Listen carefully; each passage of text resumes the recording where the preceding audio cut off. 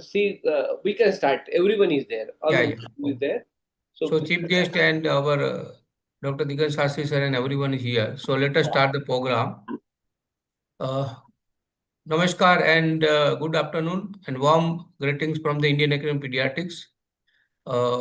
Today is the eighth edition of the Triple E program, our education by the essence of experience, an initiative that continues to a path of the pediatric practice through the lens of the real world complexity and the clinical nuisance. The Triple E is not just a program, it is the celebration of the wisdom gained through the experience. And initially, Dr. Singarvalu sir and Dr. Thangavalu sir had made this addition, brought forth pediatric crisis that challenges convention, uh, provoke thoughts, and deeper our understanding of the diverse manifestation of the childhood illness.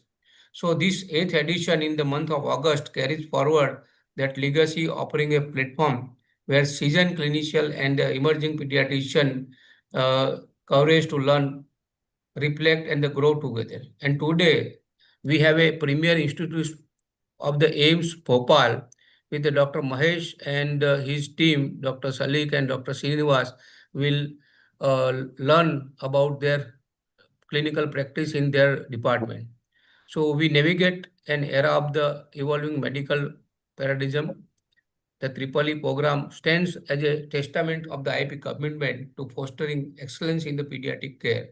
So this novel initiative under the leadership of our ever-smiling President Dr. Vasant Khalatkarji had started, and this is the eighth program.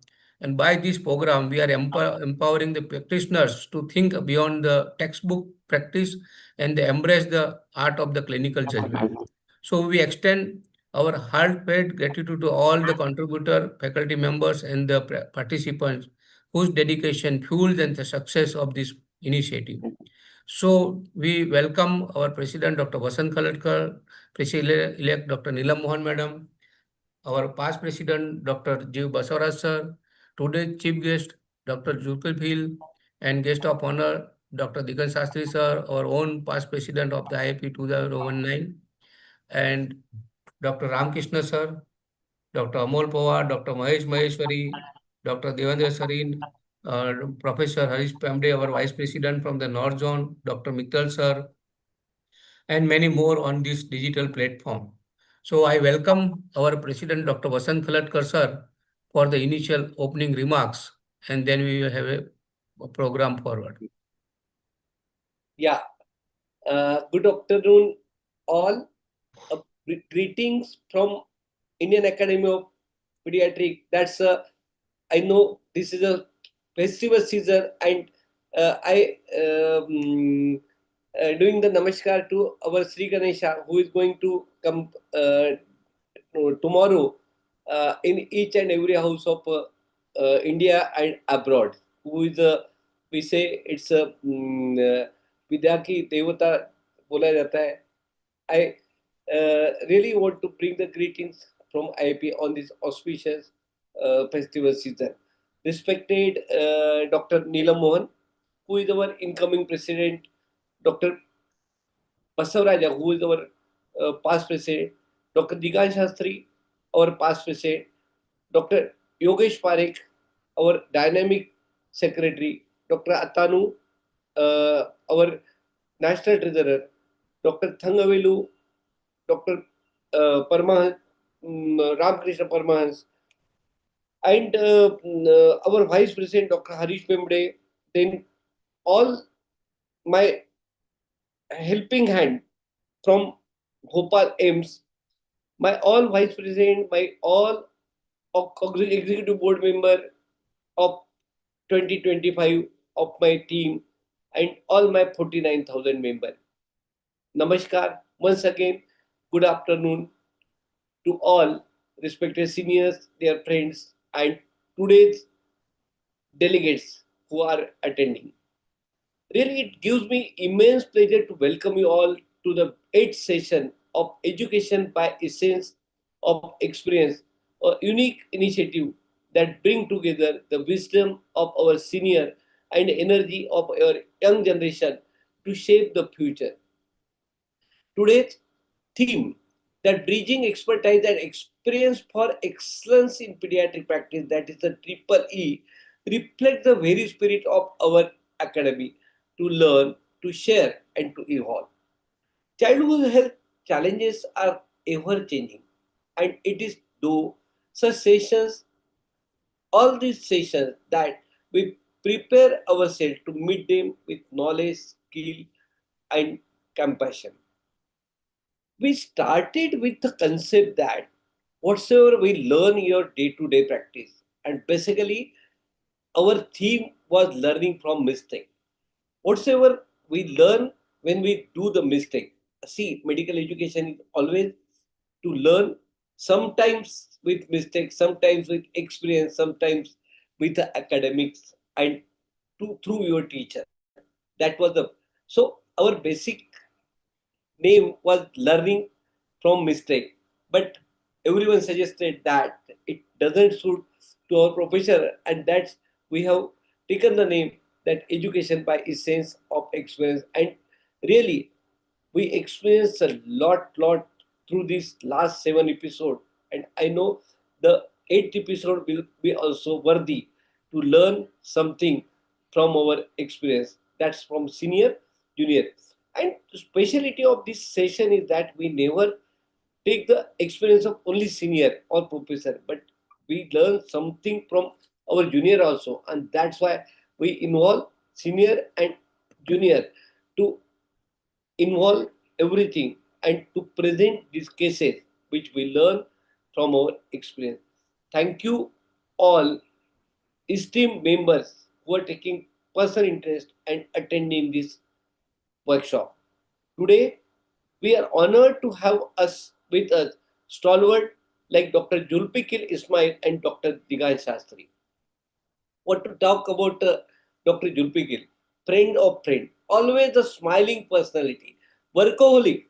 When I met him twice or thrice I met him, and whenever I talk with him, he always greet like anything. It's just like he's from India. We think always think where I was confused initially. I said he's from India, all right. Then I came to know he's from Malaysia, and his work for every academy. That's really great. His work, you see, that he's the Secretary General of APA, and we witnessed last conference at Philippines under his leadership. That's really great, and that's why people don't want to leave him from this that post, and we are continuing him on this post, and we really need such leaders. Thank you, Dr. Julpugil. Just with my one call, you said, yes, Vasan, for academics and for Indian Academy of Pediatric, I am always there. Thank you once again for your esteemed presence and honoring our invite as a chief guest. What to talk about Dr. Digan Shastri, my mentor in IT chapter. And really, he's a man with a vision. Everyone has seen his working style when he was the past president. Still, he's continuing there. He never left out. He's, you will see his charisma within 15 days when our purple book will be there, and you will see the something new in that purple book which will be based on vaccination. So really, your contribution to pediatric have inspired countless pediatricians. These both persons' insights today will certainly guide us toward more patient-centered, evidence-based care. I really want to thank Dr. Thangavelu, Dr. Ramakrishna Parmahans for their immense contribution, which was started by Dr. Singarvelu, because some conflict of interest he can't do. And thank you, Dr. Ramakrishna Parmahans, sir, for accepting our invite to take over it from Dr. Singarvelu. Thank you. And Thangavelu, sir, you are the best backbone of this program. You are always there. Thank you, sir. Definitely, I can't forget AIMS. Whenever, see, AIMS is having their own aura, own name. And Dr. Maheshwari, one of my good friend, Dr. Srinivas GL, Dr. Salil, really you are going to make a wonder today. We are going to get something new. I know AIMS Bhopal is always on forefront, whether it's a endocrinology, whether it's a um, malnutrition. I've seen their malnutrition project. Really, they are doing the great job. Thank you once again for contributing in this project. As the president of IIP 2025, my vision is to reach the unreached, to ensure that quality pediatric care, education, and awareness are accessible to every corner of our country. Initiatives like EEE are building blocks in this journey, fostering mentorship, encouraging young minds, and keeping us united in purpose.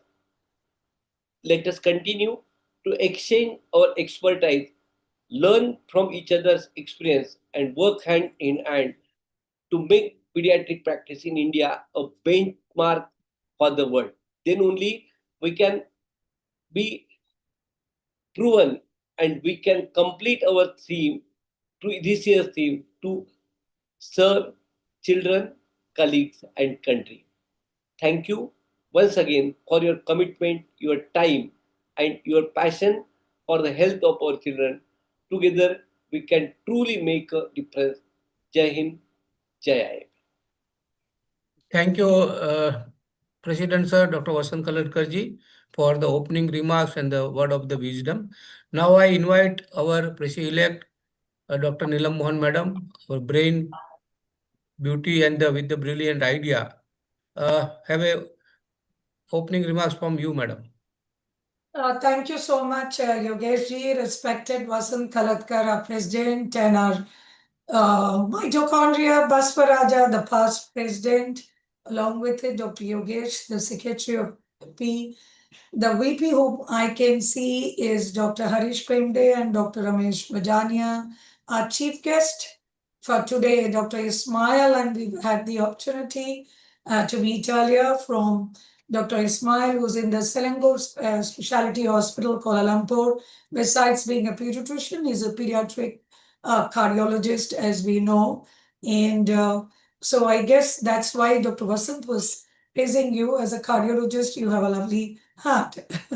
And Dr. Dagat, who's been a past president, he's known for his, one of the persons who believes in identifying gems and jewels in IAP, and he's known for his strict principles and integrity and lack of compromise. And I totally appreciate that. And I can proudly say that probably I was also one of the persons he had identified and made to work in IAP, because it was more than 1.5 decades back. I remember he was one of the first few ones who would always insist and invite me for lectures in Gujarat state. So I salute you for having the vision to identify the people into academics beyond the administrative roles that you were into. And we're truly proud of the great work that you've been doing. In addition, Dr. Thangavelu as the advisor, and Dr. Singaravelu, the past curator of this program, and the new curator, Ramakrishna, them, and the executive members, seniors, colleagues that have joined here today. We are looking forward to see what Dr. Mahesh Maheshwari, who though appears very young in his age and looks, but I guess his wisdom and his work is truly speaking of the good work. I had an opportunity to discuss and have complete clarity in the thoughts he had. Some projects we were discussing. So it's nice to see such brains into the academic roles in such as AIMS Bhopal, because that is the need of the day. While the government is trying to do its bit in ensuring that state-of-the-art institutes are being planted across the country, we need the right brains and the right people in this. And it's time that people need to go back to these institutes so that they're able to give back to the country, and not only the private sector but the public sector throughout need to do huge work to make an improvement in the care of children in the country. So, as we've been talking about this, that beyond the textbook, as Dr. Yogesh Parekh beautifully highlighted, beyond textbook, we are here to learn the art of medicine. It's not only the science, because we fail to understand the role of communications skill, and also sometimes 2 plus 2 is not 4 in medicine, and that's what is learned from each other through the wisdom. Gone are the days when we can say gray hair, because wisdom can come with the experience too. And I would fail in my responsibility today if I don't remind two things to all of you. Mother Teresa was born 115 years before, and she's been a jewel of India, because not only was she who actually was born in Calcutta and identified the missionaries' charity, but not only was she awarded with Padma Award by India, but she got the Peace Award, Nobel Peace Prize for India in 1979, following which 1980 she was called as the Bharat Ratna. So, to salute her efforts, Indian Academy of Pediatrics decided to have the IAP Charity Day. And this IAP Charity Day is a way where we want each pediatrician realizes that it is not only the responsibility and a role as a clinician. So, as Yogesh said, beyond books, I would say beyond clinician. So, beyond clinician, how you need to look into your role and responsibilities of doing charity, because if we think we are doing charity through medicine by being a professional like a doctor, we are wrong, because we are being paid for it. So charity comes when we do some free work or we donate. So this today on IAP Charity Day, every pediatrician tried to do their bit, either by doing some free clinics or donating some instrument, or conducting some educational clinics in their institutes, in their places, because together we can make one step at a time. Mount Everest was climbed. So this is the way I salute all the pediatricians across the country, the 49,000 plus members, and I urge you all to do your own bit today to make these efforts. And the second message I want to give is Lord Ganesha. Lord Ganesha is especially very special to me because he was the one who reminds me of transplantation. And I have worked throughout my 3 decades predominantly into liver transplants, and I salute, because he is the first symbol in mythology which we talk about success of transplantation by Lord Shiva. So, with those few words, I give my greetings to everybody on this podium, and I'm looking forward to learn, and would like to congratulate Vasant for this endeavor, bringing us all together, and Dr. Baswaraja, because he's always there to guide, and he teaches us it's not the age, but the leadership qualities which matter beyond age. And with that, thank you once again, Yogesh, for giving this opportunity to me. And I look forward to listening to Mahesh and his team. Thank you, Dr. Neelam Mohan, Madam, for the sharing your great, brilliant idea. And now I invite our beloved President 2024, Dr. Jiv Basavaraj, for the few words. Yeah, good afternoon to all. Greetings from Indian Academy of Pediatrics, and wish you happy Gauri Ganesha festival. Already Gauri festival started. Ganesh is going to come tomorrow. And respected our National President of Indian Academy of Pediatrics, Dr. Vasant Kalatkarji, our Honorable President-elect, Dr. Neelam Mohanji, Secretary General, Professor Yogesh Parikh, and all other dignitaries. Tribali program is one of the flagship program of Indian Academy of Pediatrics, which has been launched in the year 2025 by our Honorable President, Dr. Vasant Kalatkarji, with the great guidance of none other than Professor Thangavelu, who has been a Dian in the field of pediatrics and one of the greatest teacher ever seen in the pediatric along with Professor Singaruvelu, the Professor Ramakrishna Paramamsa, who have been very, very instrumental carrying out this program and learning from the experience. That's what it really matters. The people like Dr. Professor Mahadevan sir, Dr. Srinivasan sir, always there to contribute immensely to this essence of this program, and which has been really was a benchmark in the year 2025. I am sure the coming year, Dr. Neelam Mohanji is going to come out with an excellent ideas. What really which is going to be there is she is already planning for 2026. I'm sure taking a clues from the 2025, what are the things which has been required for the teachers, postgraduate and practitioners. And today's program, which is going to be by the AIMS Bhopal, Professor Mahesh Maheshwari, Bhavana Dingra, many of the stalwarts who has been working in AIMS Bhopal. The moment we talk about AIMS, most of the time we are looking at the guidance, looking at the policy, what the National Institute of National Importance is going to be there. I'm sure today's session, which is going to be the fantastic, and also to be inaugurated by none other than Julpiki Ismail sir, our Upper Secretary General, and our past President Dr. Digan Shastri sir, who has been mentored many of the IAPN in India. So I'm sure today's things is going to be the benchmark event. Best wishes for the today's program. Thank you very much. Thank you, dear Dr. Basavaraj sir. Now I invite our Vice President, Dr. Harish Pemdeji, for the few words. Yeah. Good afternoon, everyone, and respected all our presidents, three presidents, our secretary. Am I audible, Dr. Yogesh? Yes. So I really have a great regard to this program, and especially the team led by Dr. Thangavelu and Dr. Mahadevan, Dr. Srinivasan, Dr. Paramhans. We have done the similar program last year through medical education chapter. And Dr. Thangavelu had done a great job, and his program, that teaching program, was very well attended. About 300, 400 people used to attend that program. And similarly, this program also is going very well.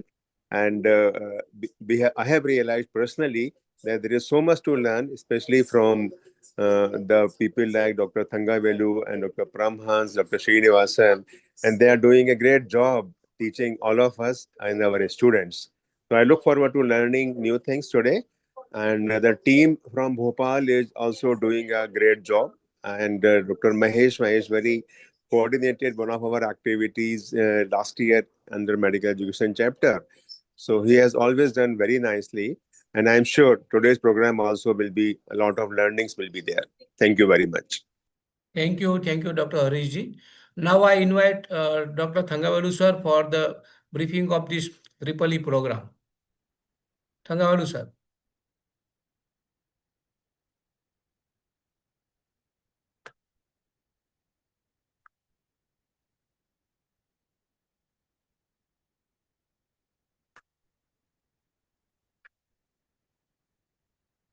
Thangavelu sir. I think sir has left the program. So Dr. Ramkrishna Paraman sir, please have a few words regarding this program.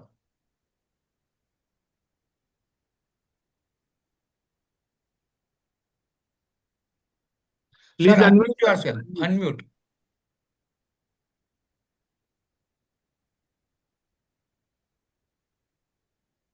Outside, I thank Central IAP headed by dynamic President Dr. Vasant Kalatkarji, ably supported by Dr. Yogesh and Natanu, and man behind this EE program, Dr.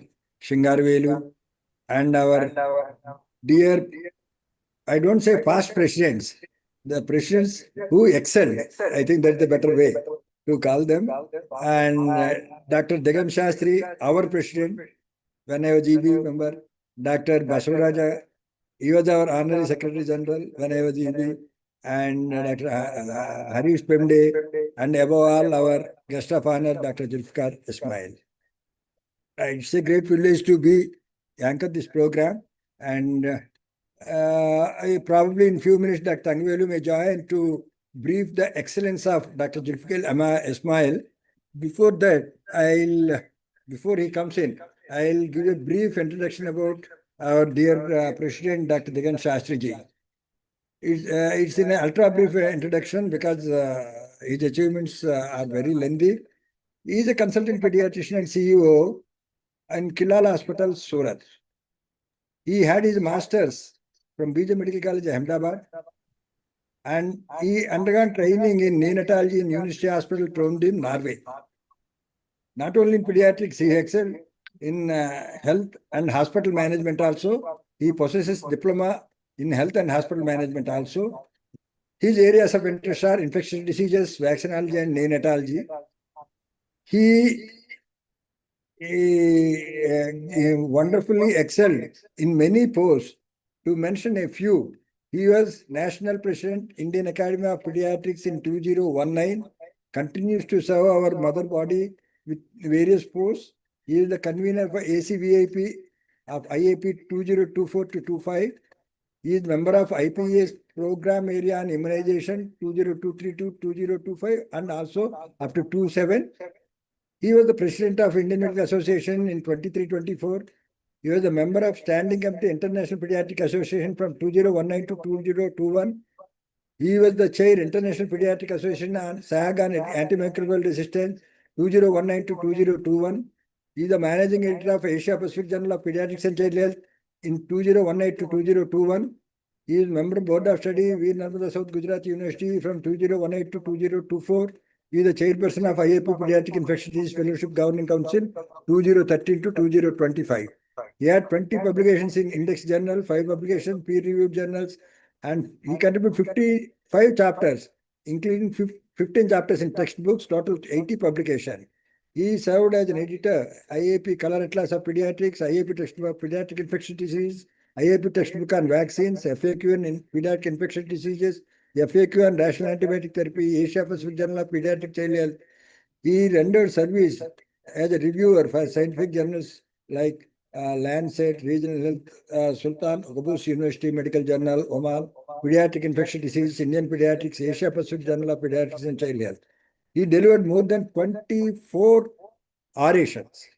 He delivered more than 300 lectures in international, national, and state level conferences. In addition to the excellence in pediatrics, he is good at music and loves traveling and farming. And we, sir, we are really privileged to have you as our chief guest. And I wish he give us a few opening remarks. Following that, I'll call Dr. Thangavelu sir to give a brief about Dr. Ismail sir. Yeah. So good afternoon, friends. Thank you so much, Dr. Ramakrishna Paramhans, a very good friend, philosopher, and guide for me, who we have mutually high regards and high affinity for each other. So he has inflated my personality, I think, because out of the respect and feelings. But anyway, it's always pleasure for me working for the Indian Academy of Pediatrics, and I thank our dynamic, ever-smiling President Dr. Vasant, Dr. Neelam Madam, Dr. Basavaraja, Dr. Yogesh Bhai, our dynamic secretary, and the team for inviting me. When I was approached by Vasant, I just had a small quarrel with him. I said, "How can you ask me to be a guest of honor? I am a IAPian. I can't be a guest of honor. Huh? I am a part of the IAP." But he said, "No, it's for the function. You are the guest." So I agreed for it. And friends, as we know that the mission statement of IAP, in one of the mission statement, it is professional education and improvement of its member. That is one of the mission statement of IAP. And for last so many years, ever since its installation, means foundation in 1963, the IAP has been working in a true sense as an academic body. And why by conducting various training modules, CMEs, conferences, publishing books, journals. IAP has been involved in the updating the knowledge of its members.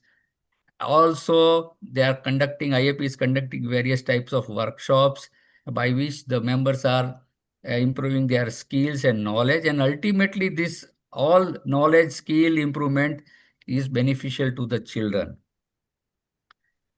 As I said, since long the IAP has a focus on teaching and specifically on the postgraduate teaching. In the last few years, the programs which I know, when in 1819 myself and Santosh were the Jugalbandi president and we had a Jugalbandi action plan. So we had come out with the IAP PG teaching module. That was in those eras that was a pre-COVID era. So we were not much accustomed with the online learning. So we were usually conducting the classroom sessions, and for that we had come out with the uh, CD on the postgraduate teaching.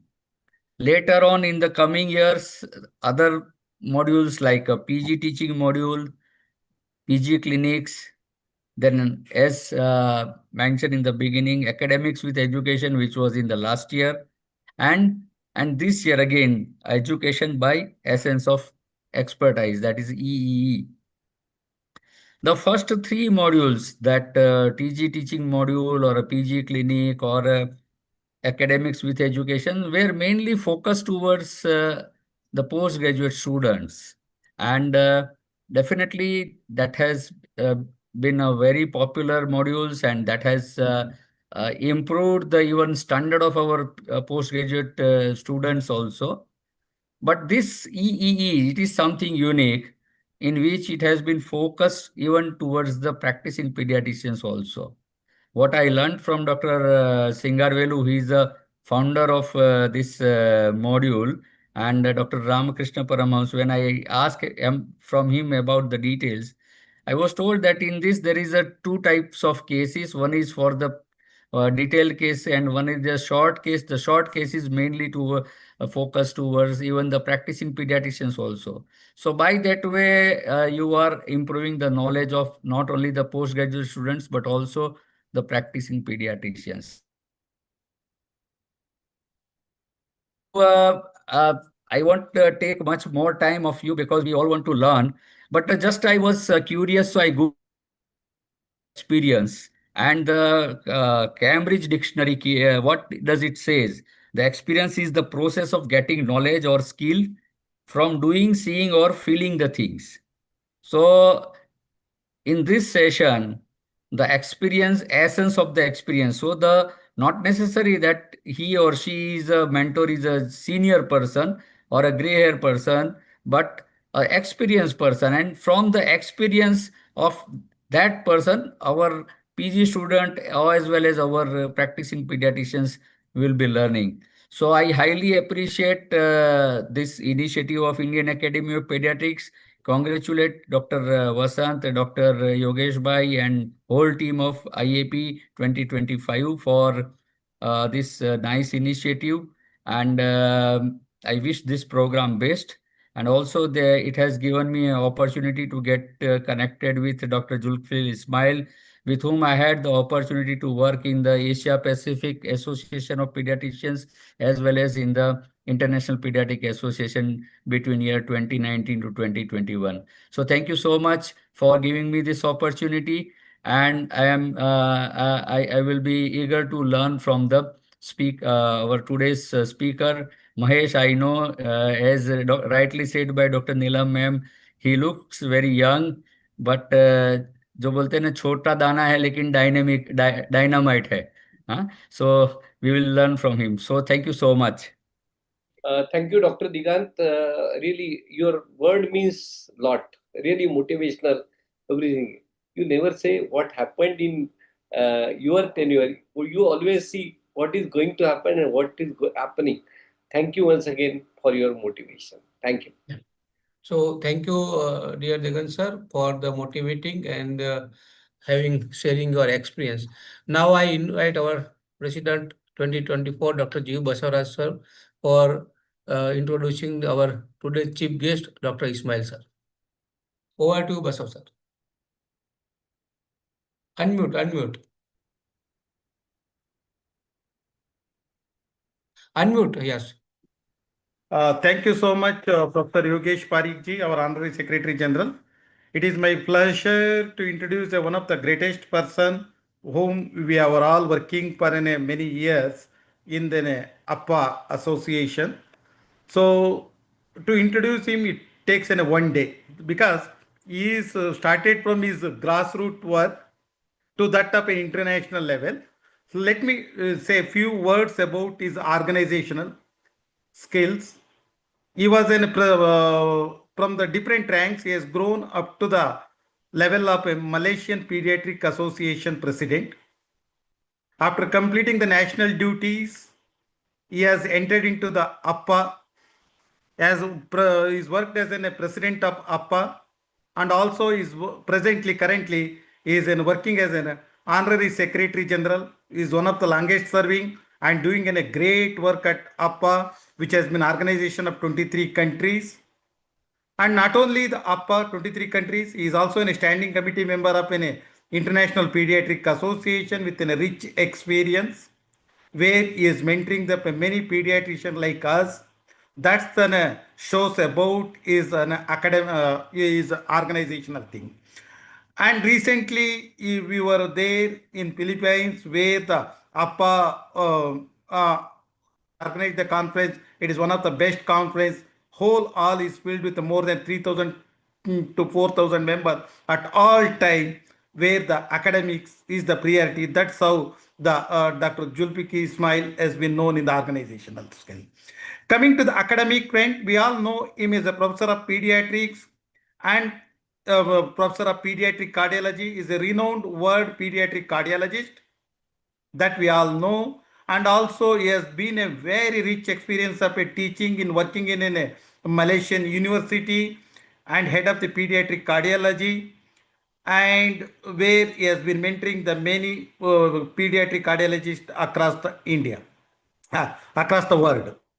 And coming to the editorial things, he is an editor of a newsletter of a Malaysian pediatric journal, and also he has been a member of an Asia Pediatric Journal as well as our Malaysian Pediatric Journal also.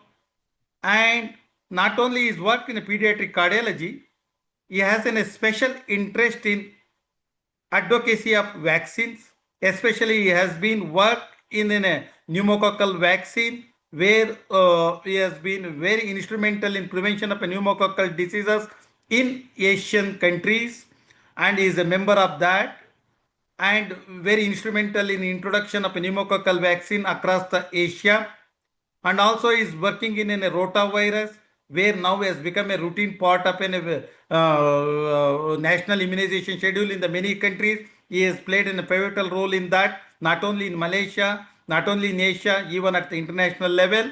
And of course, the prevention of a dengue is another thing which has been now we are all looking at dengue prevention, where the dengue vaccine is likely to be introduced in a short period of a time, where the Julpiki Ismail is playing a bigger role in the policy making. And he has been awarded many awards like Outstanding Asia Pediatrician Award by APPA countries, and also he has been many awards, national awards by the Malaysian government also. So I'm sure his experience, his organizational skills is a torch bearing to the many pediatricians across the world. We are fortunate to have him on this program. So these are the few words where we can summarize his whole the CV of a one day with the few minutes.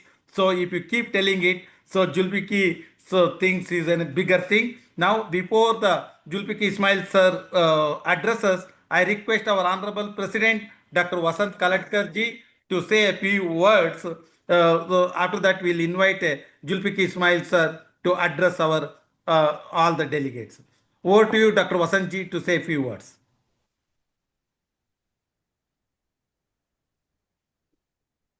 Thank you, Dr. Basavaraja, for a brief introduction. You said everything in a short short time. I know this. When I asked the CV, he said you have to take something. I know that CV is too large. It will take one day.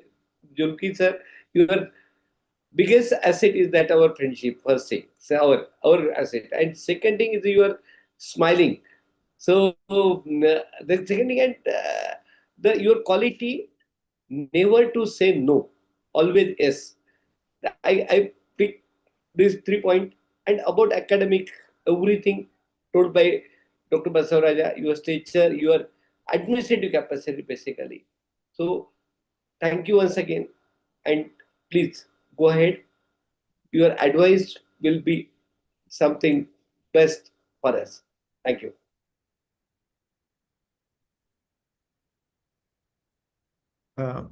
Yeah.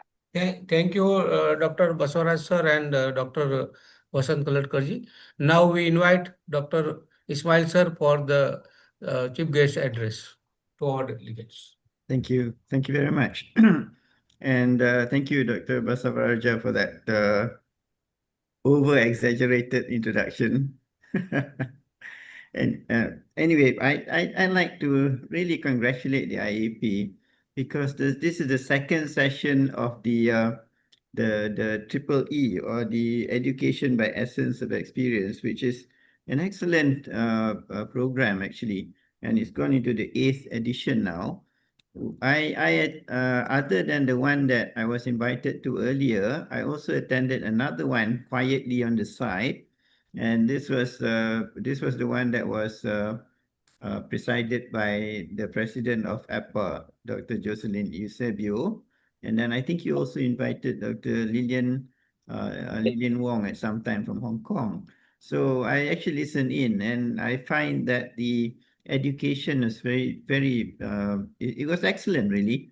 And I hope that that it will continue. And I've got, and I really value the and honor the friendship that I've had with the IAP leadership, as well as the IAP members that I've met across the world. And it's been a very enriching experience. So, I don't want to take too much of time. I congratulate the IAP again for this Triple E program. And I look forward to listening to the speakers today, because I've learned quite a fair bit from previous ones. Thank you very much again. Thank you, Dr. Julki, for your powerful words and motivation. Thank you. Thank you for coming and gracing this event. Thank you. I hand over mic to Dr. Yogesh. Yeah. So thank you, Dr. Julkifil Ismail sir and Dr. Vasant Kaladkarji. Now I invite Dr. Ramakrishna sir and Dr. Thangavelu sir for the carry forward this program with the aims of Bhopal team of the Dr. Mahesh Maheshwari and the PG students. Happy learning. Sir, unmute yourself, Ramakrishna sir. Thank you, Dr. Yogesh. And at the outset, we thank the Central IAP headed by Dr. Vasant for the wonderful program. As already it was told, the purpose of this program is how we may miss clues towards arriving at the diagnosis. Even though they are manifesting, we may not be able to focus on them, leading to failure in the diagnosis and management. The very purpose of this program is how not to miss the clues, how to arrive at the clinical diagnosis, having lateral thinking, out-of-box thinking, and 360 degrees viewing. And my selection of AMS Bhopal team definitely proved worthy after their performance. And I invite Dr. Mahesh Maheshwari and his PGs, and we'll go with the presentation of the case by Dr. Srinivas. Thank you. Thank you, Ramakrishna sir. At the outset, I am really thankful to the team of EEE and the Central IAP. I think the kind words used by Basant sir, Neelam madam, Basavaraj sir, Dr. Tigran, I think I am really in a good, well-regarded company at this point of time. And all the respected seniors, So the presence of this just now my these are the gentlemen, sir. Almost all of them are having a own aura in pediatrics. So I think that they are also having some hesitancy and some initial thought process that they need to present in front of this elite forum. Thank you, Dr. Ismail, for accepting this invite. And I will not take much time. So my postgraduate, Dr. Srinivas, he is going to present a case. And Dr. Salik, who is the DM resident in pediatric endocrinology. I am fortunate to say at this point of time that AIIMS Bhopal is the only third institute in the country who is running the DM pediatric endocrinology course in India. First is the AIIMS New Delhi, then PGI Chandigarh, and now the AIIMS Bhopal. So Dr. Salik is the first DM who joined here. So what we planned it out, we will present a case first, and then Dr. Salik will talk about one of the common problem. Just like Basant sir and everyone is saying that this program is primarily meant for those conditions where we are missing the tricks to diagnose that particular thing. So the clinical examination, the clinical history, that is very important part in reaching to a particular diagnosis. And then some advance that what is the important thing that we need to learn as a general pediatrician. So thank you once again, everyone. Now I ask Srinivas, please share your presentation, and then when we can start your presentation. If agreed by Diganshar and Ismail, sir, if you permit.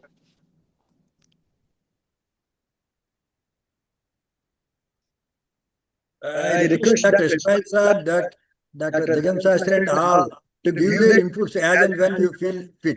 Right, sir? Right.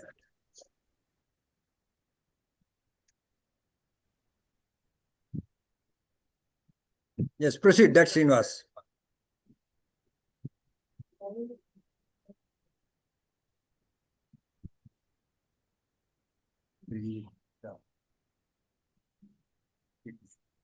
Good afternoon, everyone. I'm presenting a presentation under my moderator being Dr. Mahesh Maheshwari. Here I'm presenting a case. She is a 7-year-old female child. She is a resident of Lalitpur, Uttar Pradesh, whose socioeconomic status being upper lower class according to modified Kuppuswamy classification, and informant being father. And the history is reliable here. The chief complaints being delay in attainment of age-appropriate milestones since early infancy, not able to attain height compared to peers of same age, and complaints of bleeding per vagina past. With these chief complaints, I'll proceed to the history of presenting illness. Since my complaint is from early infancy, I would like to present it from birth. So the child is a first order female child born out of non-consanguineous marriage, and it is an institutional delivery and non-contributory antenatal and birth history. Parents initially noticed that the child had not able to hold his neck at age of 8 months. For the same concern, the child was evaluated in local hospital where the child was prescribed some medicine and advised physical therapy. But there was no improvement as per parents. Further, child started to sit without support by 2.5 years of age, standing without support by around 4 to 4.5 years of age, and currently walks without support, which was attained around 5 to 5.5 years of age. Child was able to grasp objects at around 9 months, and speaking was noted around 4 years of age. Child obeyed verbal command, was able to do daily activities, but the father significantly says that the child had delayed response to verbal command, slower pace in doing motor tasks, and able to speak only 5 to 6 meaningful words and poorly formed sentences. And further, complaints of not able to attain height compared to peers of same age. Parents observed that child's height gain has been consistently slower compared to other children of same age. The concerns were noticed around 4 to 5 years of age and more apparent with time. Coming to the third complaint being, the child has 3 months history of recurrent episode of bleeding per vagina. This episode was noticed by the mother lasting for 3 to 4 days. It was associated with passage of clots, but it was not accompanied by pain abdomen or any other systemic symptoms. A second episode, similar in duration and character, occurred after an interval of around 40 days. Now, currently, the child presented to our institute with third episode, which started around 30 days after the previous one as features, which was comparable to the earlier episodes. Coming to the negative history, there were no complaints of headache, there was no vision abnormalities, and there was no recurrent vomiting. And there was no history of any trauma, no complaints of fever, abnormal body movement, or altered sensory. No complaints of excessive hair growth in axilla or in pubic hairs. No complaints of neck swelling, no complaints of constipation, no complaints of prolonged fever, weight loss, and chronic diarrhea. Coming to the past history, parents for the first time noticed reduced discoloration Dr. Srinivas, can you just tell why you asked these negative history at this point of time? Yes, sir. Coming to the first negative history, no complaints of headache, vision abnormality, and recurrent vomiting. I asked this because I wanted to rule out any primary CNS tumors or any lesion which would have triggered this bleeding per vagina and short stature. Coming to the history of head trauma, also was asked because head trauma could also cause any intraoccupying space occupying lesions. No complaints of fever, abnormal body movement, and altered sensorium was asked because I wanted to rule out meningitis or any encephalitis or post-meningitic sequelae can manifest with these features. No complaints of excessive hair growth in axilla and pubic hair was asked because I wanted to rule out any adrenal source causing hair growth. Complaints of nest swelling and complaints of constipation was asked in view of suspecting hypothyroidism. And no complaints of prolonged fever, weight loss, and chronic diarrhea was asked to rule out the systemic illness which may manifest short stature. Okay, Dr. Srinivas, you go to the previous slides quickly. Yes, sir. Yes, sir. See, you are focusing more on an elicitation of history regarding the growth and short stature alone. We are expected to elicit history regarding growth as well as development, especially when it starts very early. And the very fact, in the absence of any risk factors, his growth and development both are delayed, for which they are red flag signs. So you have to elicit further history regarding the growth, development, especially intellectual abilities. Next slide. Yes. Next. You are focusing mostly on the motor only. Right. Yeah, yes, sir. Right. So you Yes, talk about his intelligent, his ability to comprehend. Because it's a little grown-up child. You should have assessed his mental abilities. It's not see, if it is neurological alone, you may be justified in talking about the motor, language and these things. But when the child is having multiple indications for diverse underlying problem, you have thorough evaluation of his intellectual abilities also. Right. Next, how do you differentiate? The child had next. How do you know whether the passage of blood is from the vagina or from the urinary tract? A girl child. How to know? Quickly. Yes, sir. It was first thing is mother being the reliable source of person. From mother we I'll tell confirm you. the. Okay, I will tell you. Just a minute. See, whenever blood gets mixed with the body fluids, it will not clot. Okay, sir. Blood in the CSF, blood in the urine, blood in the pleural cavity, they don't get clot. Once the child passes clots, that means it is not from the urinary tract. It is not mixed with the urinary tract. See, one thing is history. The inference from you is also very important. Another thing is cyclical, not associated with any urinary symptoms. Next. Next slide. The negative history should not be more than the positive history. There are many things you have to evaluate in the history of present release regarding growth, development, learning, and intellect. That you should have focus. Anyway, you have done good job, and you start asking from the symptoms that are expected from the early infancy. You start with headache and vision abnormalities for the bleeding. That is the last happening. So you go to the prayer, like history of constipation, history of the child's appearance, response to cold, like that. Okay. Yes, sir. Then in the last, you think about what could have caused the bleeding per vagina. Right. We'll go ahead. Yes. Next. First history, sir. Parents for the first time noticed reduced discoloration of diaper in the first week of life, which was insidious in onset and intermittent nature. With the above concern, they consulted a local doctor. They suggested it as a withdrawal bleed and reassurance was given.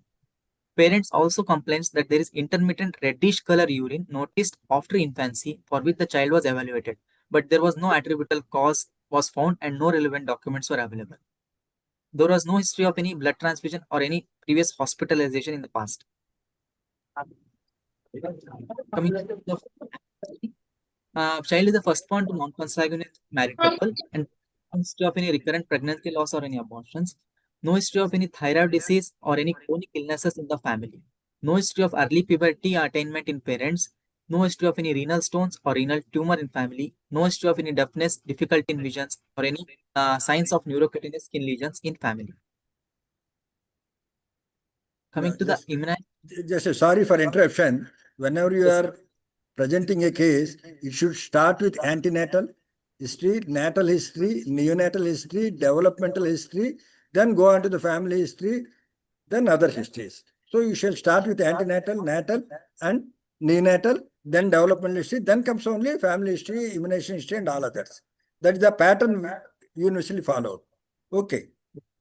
Go on, go on. Whatever the way you wrote, you may present. Immunization history. Child has been immunized till 5 years of age and the species scar was present and we confirmed vaccination. Coming to developmental history in detail, at age of 5 months, child attained social smile and he turned to sound and it was following mother. At 6 months, cooing was seen and child was able to recognize mother. At 9 months, child was used to reach for objects, bidextrous graspers, bidextrous approach was seen. At 1 year, child was able to monosyllable language attainment was seen. And 1 to 1.5 year in that duration, parents said that the child attained neck control. Coming to 1.5 to 2 years of age, child was able to sit with support. 2 to 2.5 years of age, child was able to sit without support. And in coming to language, child was able to speak 2 to 3 words. And in hearing and vision domain, child used to turn when called and eye contact was present. At 4 years of age, child started to stand without support and fine motor child, we could see child was able to scribble as per parents. Social in the domain, child was able to ask for food and was able to ask for going to toilet. At 5 years, child started to walk without support and presently at 7 years, we could see that child used to walk without support, but currently child was not able to run. And in language domain, child was used to speak 5 to 6 meaningful words, but no proper sentences were formed. And social child was able to see that parallel play was seen, but there was no cooperative play was observed. And scribbling was still persistent at this age. Just we'll go back. Just a minute. See, what do you call this child? What type of developmental delay it is? Sir, we can say it is a global developmental delay, sir. Yes, global developmental. Nice that you talked about hearing and vision. Good. Yes. You are expected to elicit that his intellectual abilities, cognitive abilities, learning abilities. That was missing. Okay, not to find fault with. Because now you are the person who is teaching all of us. Many postulates are there. Okay, that's why I'm not to criticize you. So you would have focused on those teaching because it started right from the early infancy. Okay? Yes. Take it. Yes, sir. We'll go. What is the development quotient? Sir, on calculating, it was around 40%, sir. Moderate developmental delay was seen, sir. What is the developmental age? Sir, developmental age, child attained at around 3 to 4 years of age was there, sir. Both the things you are expected to mention. Okay? Right. Yes, sir. Yes, sir. If not in the individual domains. Better in the individual domains, again, totally. Both developmental quotient as well as developmental age for each domain and put together also. Right. Yes, Next. Coming to the personal history, child was consuming mixed diet, appetite was normal, sleep, there was no change in pattern of sleep, bowel and bladder's habit was regular. And socioeconomic status according to modified Kupaswamy classification, child was in upper lower classification.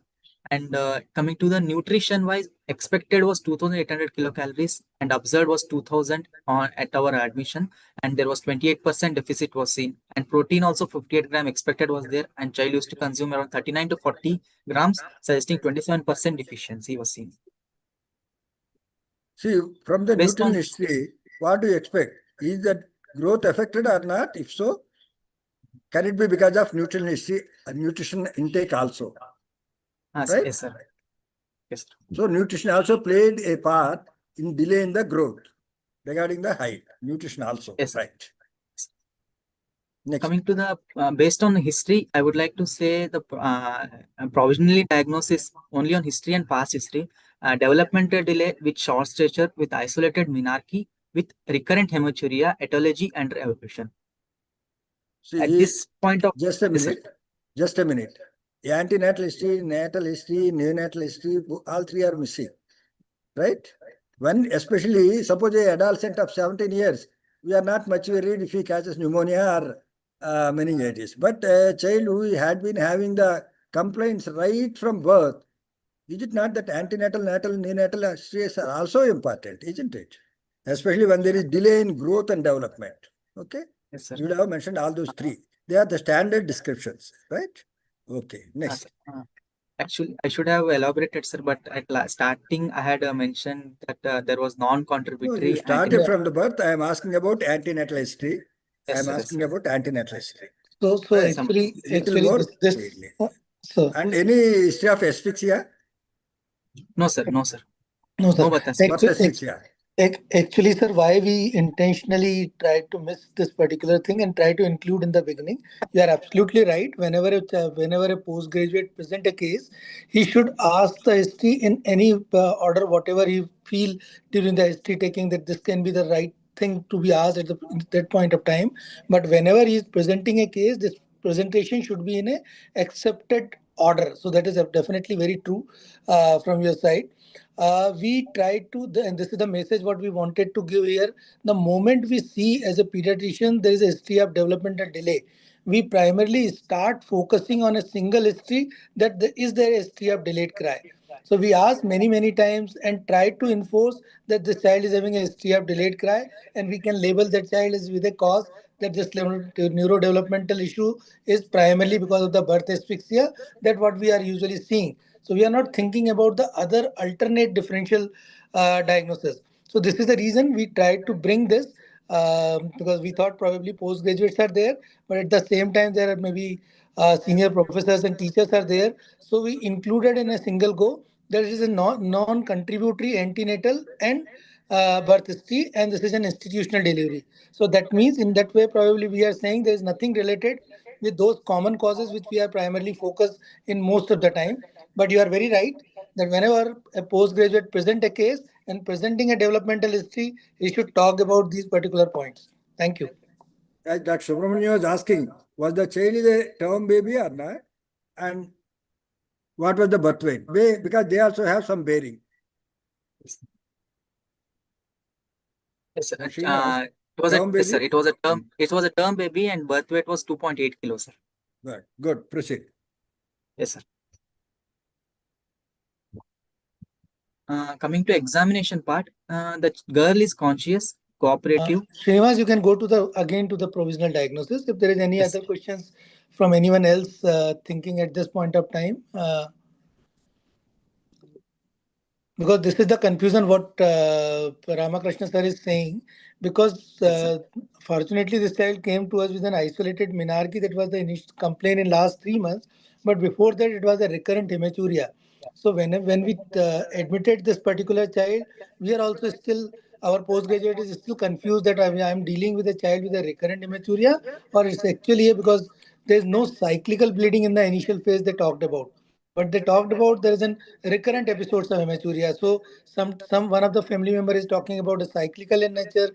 One of the family member is talking, no, it's a pure it's a hematuria only. It's not a bleed.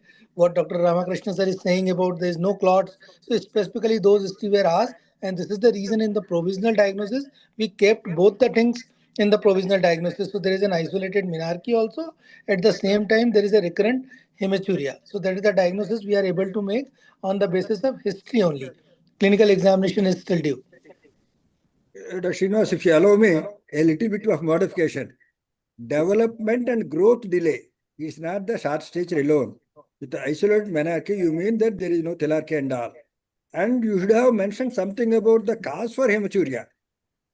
Right? The cause for hematuria comes from the history, not from the physical examination much. Isn't it? Yes, sir. Was, Yes, sir. were there recurrent urinary tract infections? You should have asked. And whether it is associated with fever each time. So some etiology we shall try to get from the history of present illness only. Etiology evolution is not much in the examination. It is in the history elucidation itself. Recurrent hematuria is a red flag symptom. When it is a red flag symptom, you should have elaborated much more. That's why I'm telling history present illness should have been at least twice what you have done. Yeah. Right. Okay, sir. See, sometimes that may decide the management, right? Yeah. Yes, sir. Next. Coming to examination part, the girl is conscious, cooperative, but she is not oriented to time, place, and person, and she looks poorly nourished. Vitals being heart pulse rate being 70 beats per minute, normal rate, rhythm, volume. There was no radial delay or no radiofemoral delay. BP being 110/78 millimeter of mercury, measured in right upper limb, and respiratory rate being 22 breaths per minute, and temperature she is afebrile with measured at right axilla. What are the 2 points you would like to underline here? Sir, at this, based on the history, sir, I would like to see that pulse analyze rate vitals. Yes, sir. That's all. Analyze vitals. Vitals. Pulse rate being 70 beats per minute for this age of 7 years should be considered as good, like bradycardia. Yes, sir. It's a relative bradycardia. Relative bradycardia. Sir, Next. Yes, sir. What coming else? to BP, sir, BP, sir, at the 7 years of age, it is around 90 to 95th centile. It is the BP, sir. Good. You should have mentioned the centile in the vitals. Yes, sir. Okay. Instead of leaving us to calculate, right? Yes, You sir, should have understood, mentioned when it is on higher side.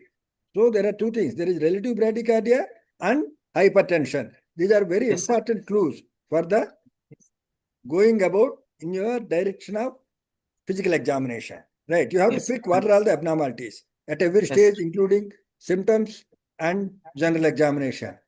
Right. Yes, sir. Understood. Next. Yes, sir. Coming to head-to-toe examination, pallor was seen. There was no icterus, there was no cyanosis, and there was no clubbing, and there was no edema.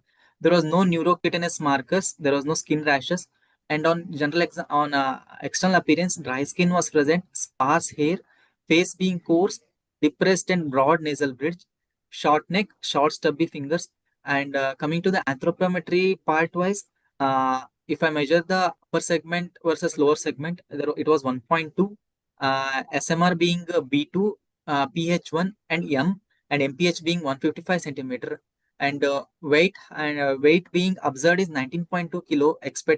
Where for expected 21 kilo, the percentile being 10 to 50th centile. Height being 105 centimeter and expected 119 centimeter. It was coming in severe less than third centile, that is severe stunting.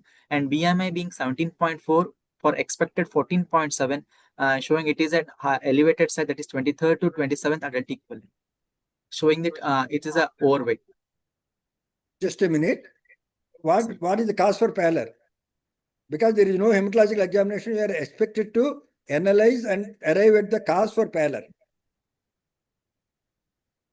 So you look for try to, first of all, easy to exclude is hemolytic. The child never had icterus. Hemolytic are out. Then nutrition are the common things. Out of the nutrition, whether it is iron deficiency or macrocytic, you examine in the head-to-toe examination and general examination, examine the tongue for any stomatitis, any knuckle pigmentation. Then exclude if they are not there, unlikely to be macrocytic. Then look for the signs of iron deficiency anemia. And in head-to-toe examination and general examination, you have to arrive at the cause for the pallor, because there is no system examination for it, right? Yes.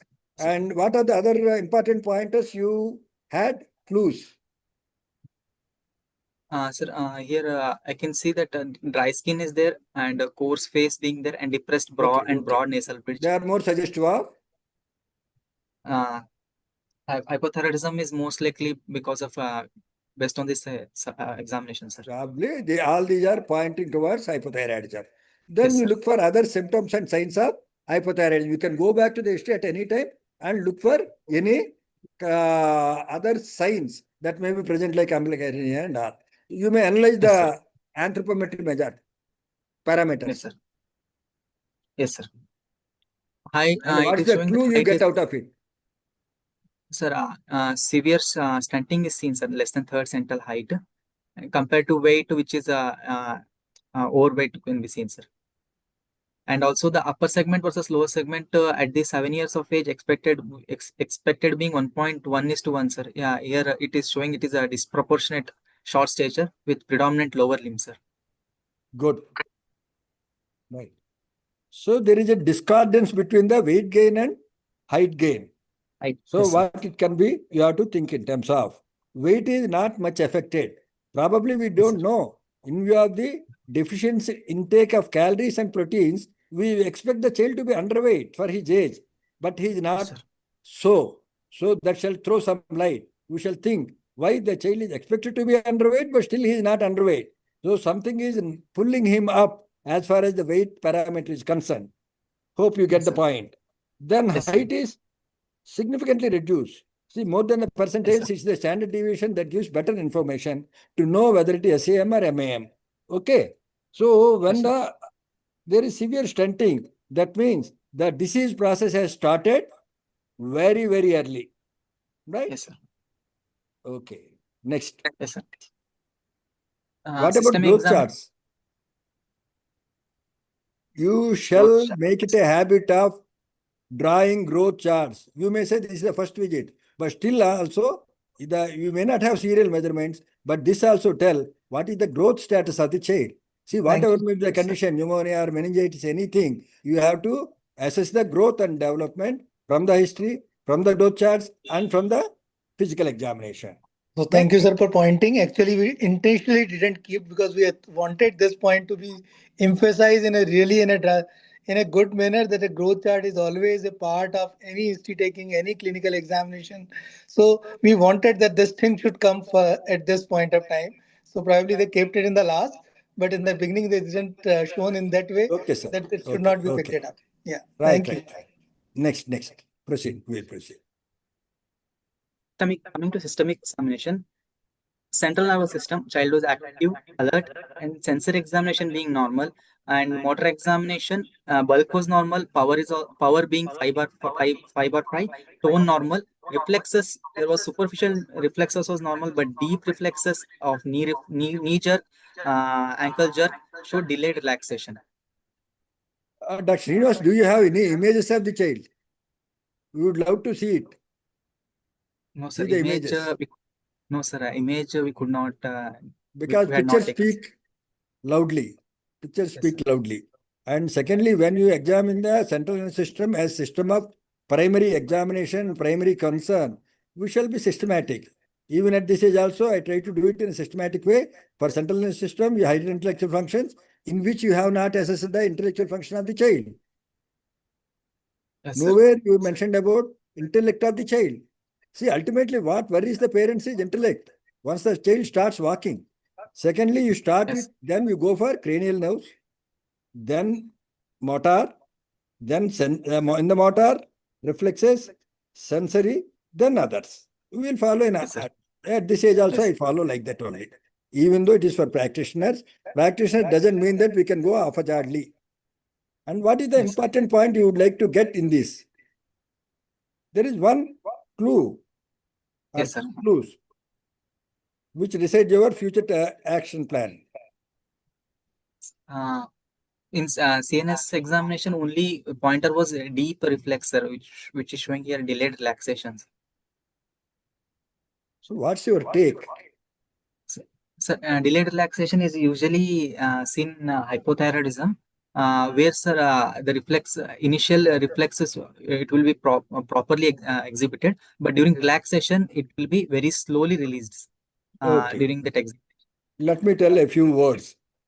Yes, sir. Once the plantar is flexor, it practically excludes the developmental delay to be because of cranial nerve, central nerve system abnormal disease.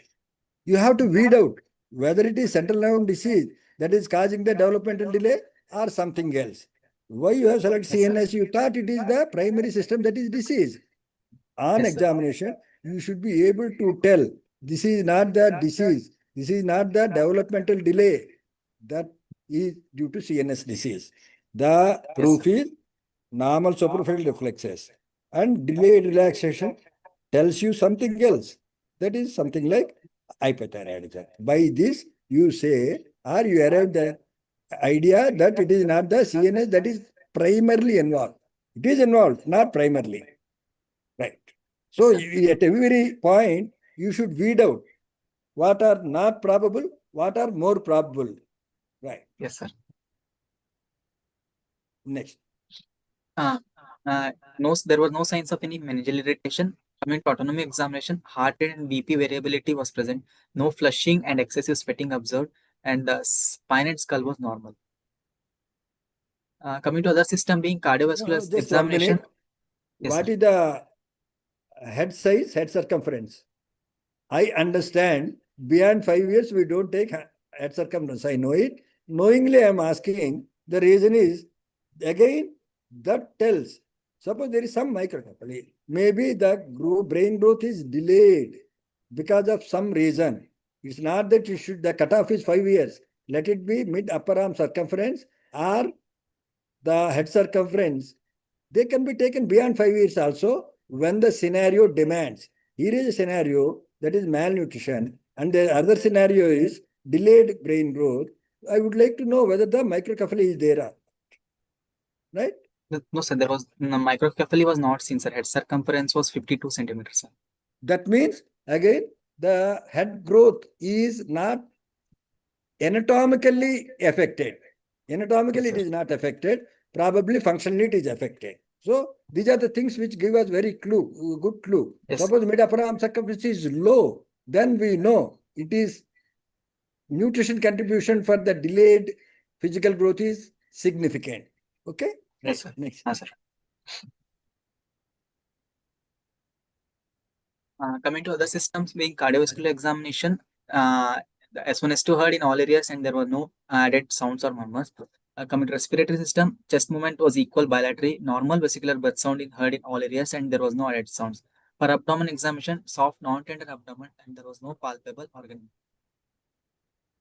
Summary being, the 7-year-old girl of birth order 1, born of non-consanguineous marriage with uneventful birth history belonging to class 4 Kupusomi class scale with fully immunized status, was brought to our OPD with complaints of developmental delay, short stature, and pervaginal bleeding past 3 months and history of recurrent red color urine.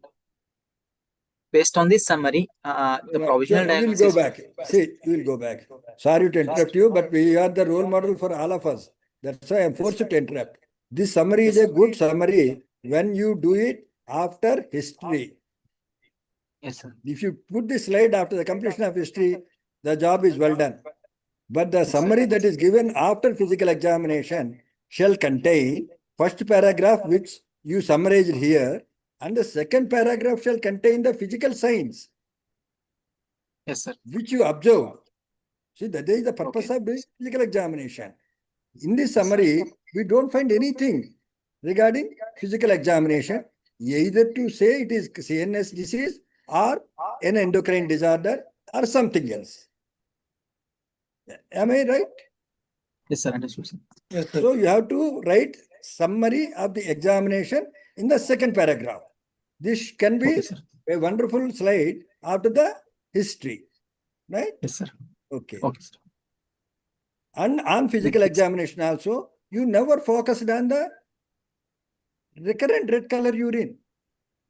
You have not examined the lines. Renal angles you have not examined. Whether the kidneys are palpable or not, you have not told. Right?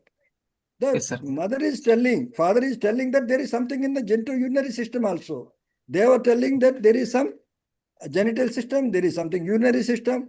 The parents themselves are telling us. How can we ignore them? How can we turn blind eye to it? Yes, you have to analyze the hematuria and the history very well. and you have to examine focusedly for the hematuria in the physical examination. Okay? Understood, Right. sir. Yes, sir. In Based the on this examination, you have to say whether it is a serious sir. disease or not by saying there is no neurological deficit, and whether it is endocrinal because of the signs you observe in the general examination, right? Okay, sir. Yes, sir. Both important things regarding the kidney status, regarding the growth and development, regarding the CNS status, you have to focus, analyze, correlate in the history as well as in the physical examination. Then only you sum up the case at the end of physical examination. Hope Yes, I sir. am clear. Yes, sir. Understood, sir. Based on this summary, I'm labeling it as a provisional diagnosis of developmental delay with short stature, with precocious puberty, which is thelarchy plus menarche, with recurrent hematuria under evolution. Sorry to say, again, you are not using the diagnosis. Where is the diagnosis? Development delay, mother has told you. Short stature, mother has told you. Precox puberty Yes, by sir. way of bleeding per vagina, mother has told you. And recurrent Yes, sir. hematuria, mother has told you.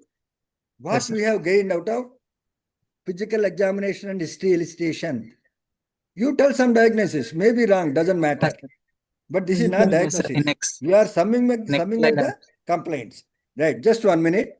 Sir, Dr. Ismail sir, your comments till this point. Thank you. Right. I think you've already made all the comments. It's quite nice that what you've commented on. I did not want to. I thought as a guest, I did not want to disturb the presentation. But thank you very much. Your comments were all very quite right. And the provisional diagnosis, I mean, should have been actual diagnosis rather than this summary. I agree with that. Right. See, that Srinivas should not confirm it is a hypothyroidism case. You may not know the cause for hypothyroidism, whether it is primary Yes, or secondary or acquired. But you commit something, the child is having hypothyroidism, causing growth and developmental delay, which say probably some congenital anomaly because it started very early of the cacute. That comes as a diagnosis. I yes, repeat it. Hypothyroidism, congenital, query, or central, congenital, query, primary or secondary, or acquired. Right. You put it, yes, not sir. in the differentials, there itself. Because there is hematuria, because it started very early, you say a cacute, that is a congenital anomaly of the urinary system. With physical examination, you may not be knowing, but you commit some diagnosis. You are repeating the symptoms time and again, or complaints time Yes, and sir. again. Okay? And you have nicely put forward these differentials, but you pick one out of this and mention it in clinical diagnosis. It's not provisional. Yes, sir. It's a clinical diagnosis. Right? And Yes, sir. now is the turn of Dr. Jagan Sastry to give his comments. Dr. Jagan?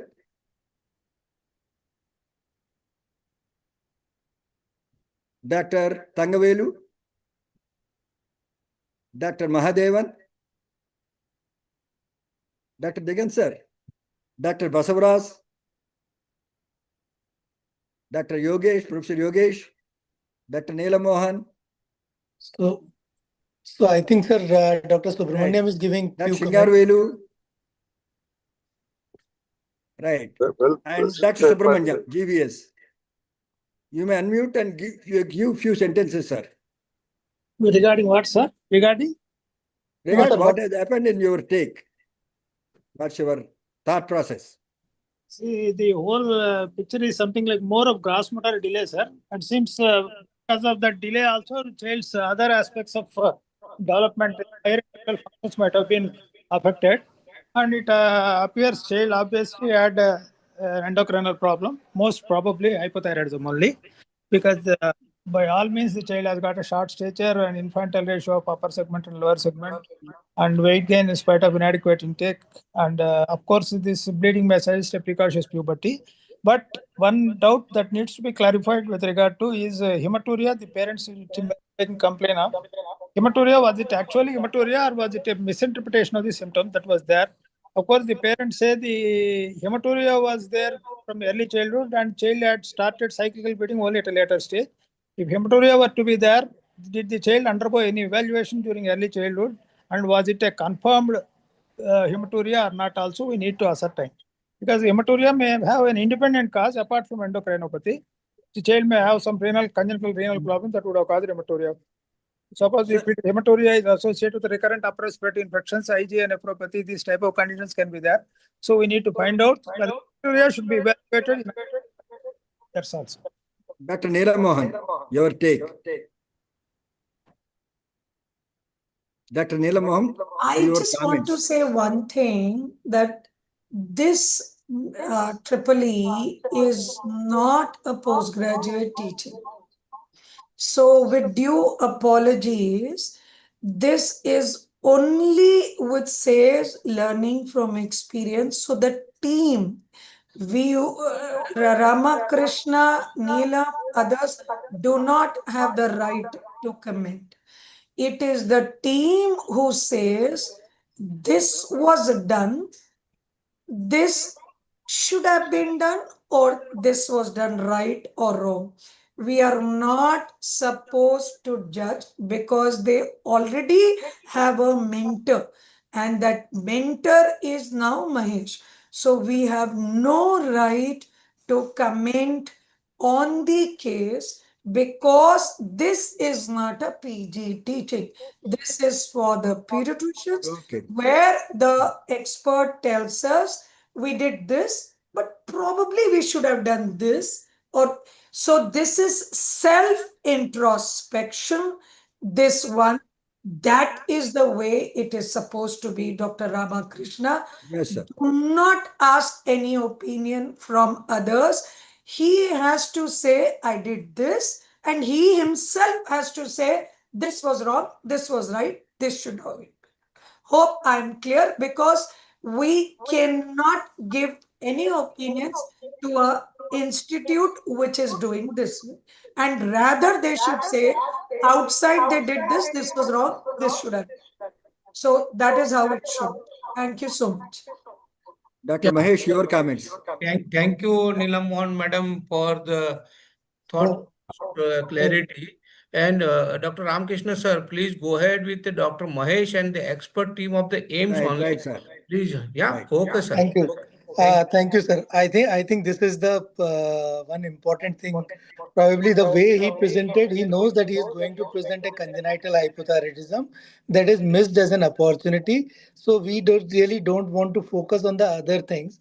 So there is what we are, what Dr. Neelam is also saying. I think Madam is also saying probably that was the message that we wanted to give, because most of the time as a general pediatrician we think about developmental delay, we start thinking about the common causes, and we usually talk about and try to take out that history from the parents and make sure that there is no history of cry at the time of birth, and then we will make it and go in that particular direction. So this is the reason why we intentionally not gone in elaboration about those particular things. Few of the things we missed intentionally in that point of view. And the primary message what we wanted to give, that any developmental delay is one of the commonest cause, which was what we usually say, present hypothyroidism present as a developmental delay. At the same time, we are missing still at this point of time a child we are diagnosed by the age of 7 years. So that was the message that what we wanted to give. So I think but as a postgraduate, I can say the PG learned so many things when he is usefully present in the exam. So he definitely, Dr. Srinivas, has definitely learned so many good things with this presentation. But probably this is not his fault. I think the way I communicated to him, I told him that we just need to focus primarily on that this is a case of congenital hypothyroidism that presented to us so late, and we still miss by a simple investigation of newborn screening. So that is the message that what we wanted to give. So I think this is the reason that we kept a short presentation of Dr. Salik on congenital hypothyroidism in the newborn screening. So thank you once again, Excellent. Yogesh sir and Neelam madam for I think for this. But I think on with the point of view of Dr. Ramakrishna, I think my PG learned a lot in this process. So I request I request Srinivas, is there anything that is left here? Or you want to discuss the differential diagnosis that what we made at this point of time, why we made? Yes, sir. This almost 5 to 6 differentials we thought at this point of time, based on the presentation. First being the congenital hypothyroidism was the most relevant differential here because it could explain developmental delay, it will explain short stature, and overall it also explains the precocious puberty. But recurrent hematuria would have been less. It will be less explained by this differential. But precocious puberty being central, being the cause, it itself explains the presentation. Coming to hematuria, if we add on with the presentation, we'll think of Alport syndrome. Alport syndrome being it can manifest with hematuria. Hematuria, along with that hematuria, there will be developmental delay because of sensorineural hearing loss. Coming to neurocutaneous syndrome such as tuberous sclerosis complex, where the tuberous sclerosis complex CNS involvement, there may be hematoma in the hypothalamus, which may manifest as precocious puberty. Along with that, there will be renal angiomyoloma, which can explain the hematuria. So tuberous sclerosis complex can also explain, but thing is there was no any skin manifestation of TSC. Whereas neurofibromatosis 1 can also explain the presentation with the developmental delay because of the CNS CNS involvement, but not the hematuria. Coming to nephronophthosis, this is also one of the condition where there will be developmental delay and ocular and vision abnormality can be seen along with the hematuria. Whereas CACUT, which is a wide spectrum, which can explain only hematuria. But summing up all the presentation, congenital hypothyroidism will be my primary diagnosis. If it further on evaluating with investigation, only thing noted was anemia being with HB being 10 gram%. Remaining all the parameters within normal limit. And we can also see that urea and creatinine were also normal in normal levels, and electrolytes were also in normal levels. But TSH, which was found to be 1973 micro international units, and free T4 being 0.4 nanogram, and on further evaluation, anti-TPO was found to be 0.7, which is negative. In view of hematuria, if we serial urine RM was done because of the history of hematuria, all the serial urine RM came to be within normal limit, where there was no RBCs, there was no cast, and everything was normal. Coming to other endocrine hormonal parameters being LH, FSH, with LH being 0.01, FSH being 9.2, indicating both are being suppressed. LH being suppressed, and estrogen E2 being 35 and prolactin being 420, both are in higher side. Coming to the radiological workup, in view of this precocious puberty, we had not done USG QB, suggested the incidental detection of absent left kidney with cystic changes in the right kidney. For the same concern, we got done CCT of abdomen, which suggested absent left kidney and absent left kidney and right renal midpole cortical cyst with conglomerated cystic mass in the right iliac fossa. And in your supportive diagnosis based on symptoms, we got UHE net done, which showed thyroid hypoplasia. So based on this, summing up all this history, examination and investigation, we came to the primary differential being von Willebrand syndrome, which is secondary to untreated congenital hypothyroidism with left renal agencies.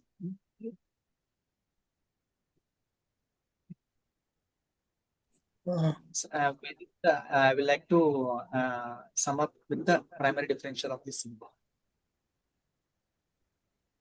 So I think this is the provisional diagnosis of this particular child. So there are when we decided to present this particular case, and when I discussed this with Dr. Ramakrishna, I think I was in the impression that we need to present a case that should be a common case, that is many times dietitian, but somehow they miss the provisional the working diagnosis, and this is the reason we chosen this particular case.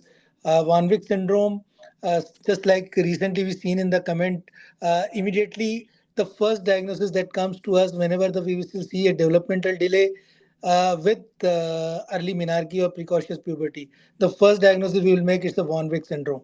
But the most important thing, this congenital hypothyroidism, that is a primary hypothyroidism, should be picked up very early in the life and primarily at the newborn period only.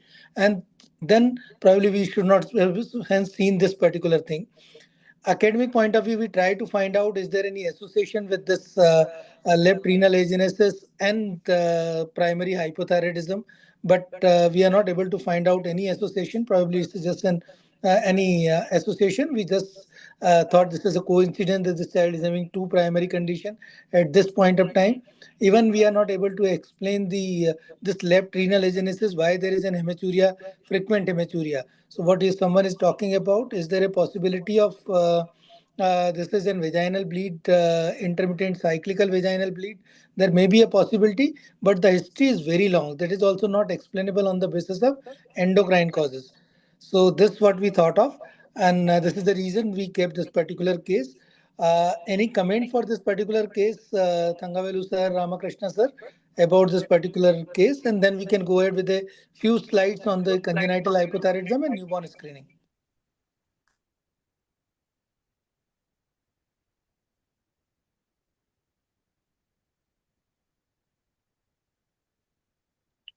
Dr. Ismail sir, your comment please.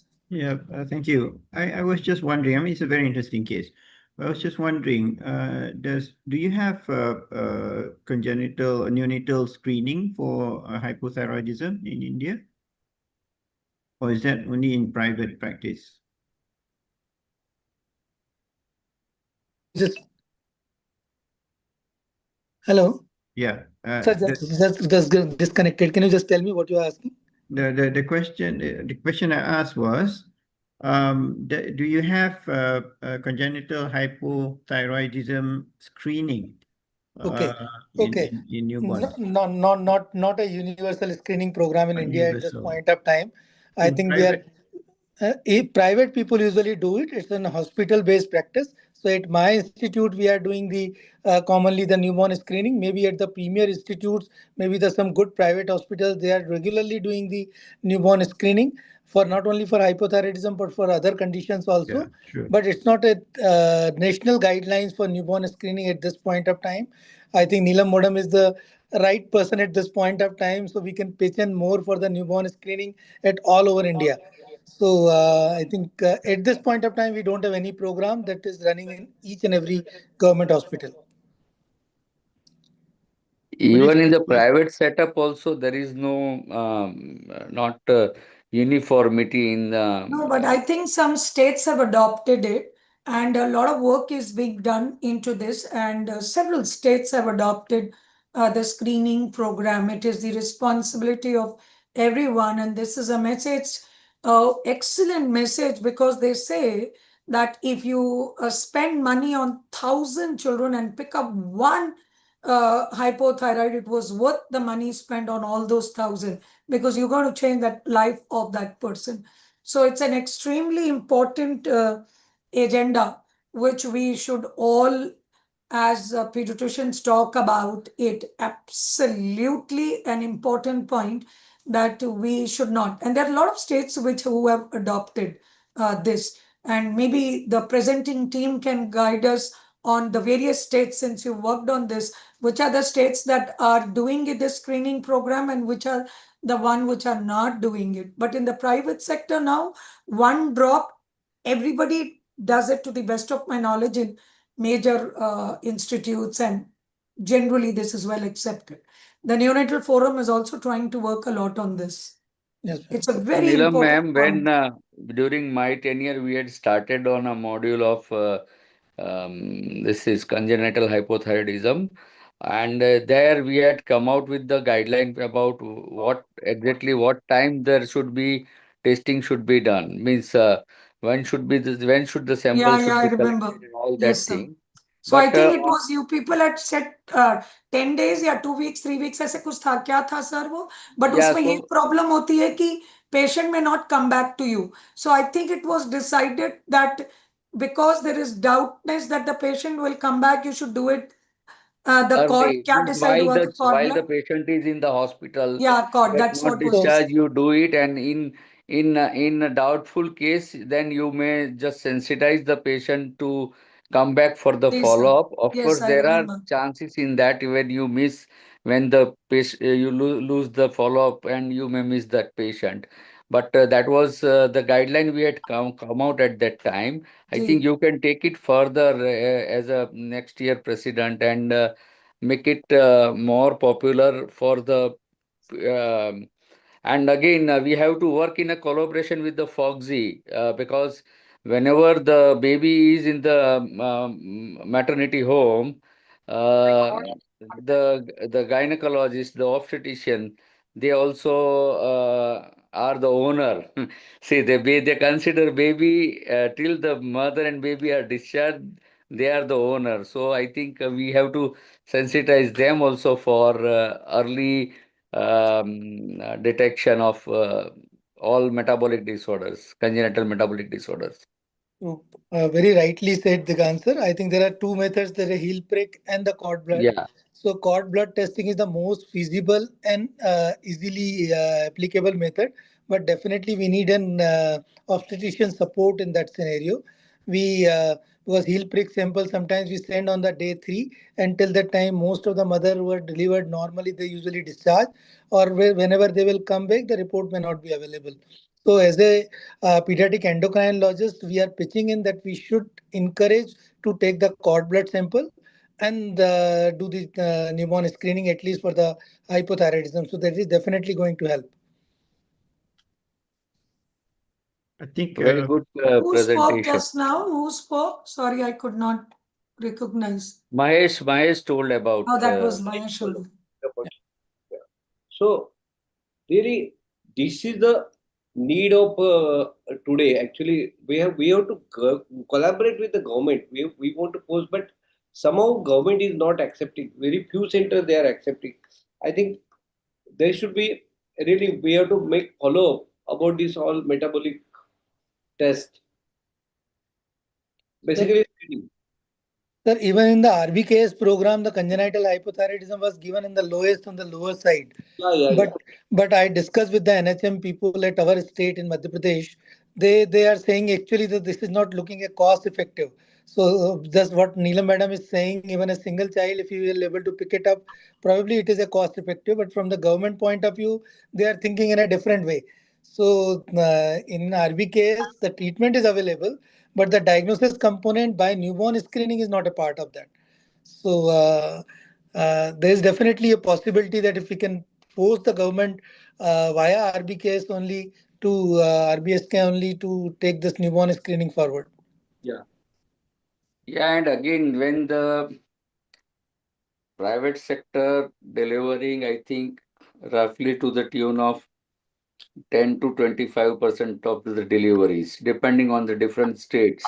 Some state it may be 25-30% in the private sector, while some state it may be 10%.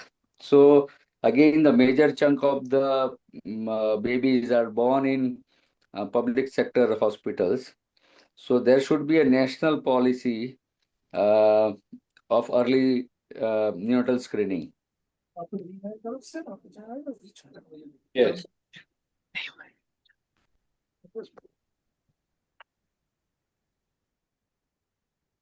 So can we have a small discussion on 1 week Grumback and newborn screening?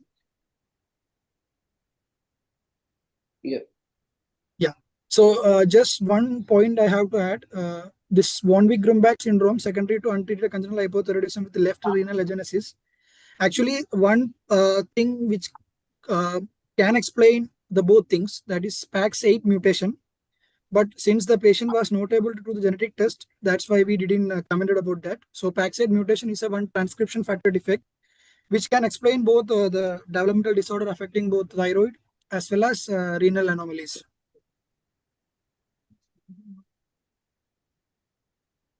So is the slide is visible right now?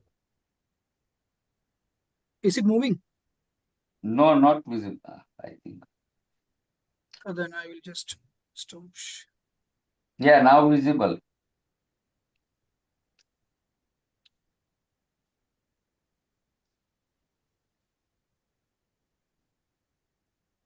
Okay. So coming to von Wieck-Grumbach syndrome, this is a rare condition characterized by the combination of juvenile hypothyroidism, precocious puberty, and ovarian cyst in girls and macroorchidism in boys. It's very unique in its presentation with short stature and delayed bone age, unlike the other cause of precocious puberty that usually present with advanced bone ages. And this was first described by von Wieck-Grumbach in 1960. Till now, there are 100 sporadic cases has been reported in worldwide. And most oftenly, these have been associated with the primary autoimmune hypothyroidism, that is Hashimoto, but there are very few reports which reported even secondary to untreated or unrecognized congenital hypothyroidism also.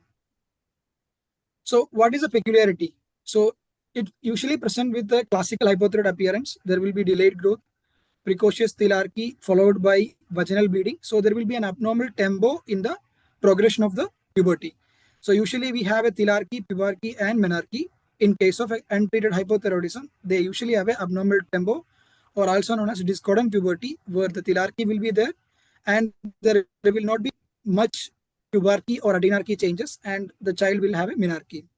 And galactoria is a not a must finding. It can be there and cannot be there depending upon the level of prolactin and its the estrogenization before that. And as I already mentioned, that absence of axillary or pubic hair or small pubic hair is a classical finding.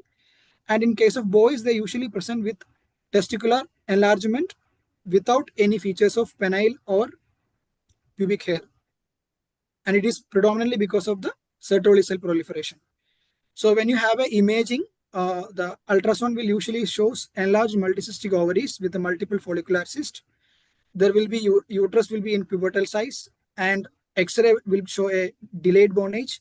And because of a long-standing hypothyroidism, there will be prolonged exposure of TRH, which will cause a pituitary hyperplasia, especially secondary to thyroid hyperplasia, which even can present as a patient even can present as a with features of intracranial space occupying lesion, ICS, ICT features. And in biochemical features, there will be highly elevated TSH with a low free T4 level. There will be raised prolactin and estradiol. And usually the LH will be suppressed because it is a cause of peripheral precocious puberty, and the FSH will be high. That the mechanism we will explain. So coming to the pathophysiology.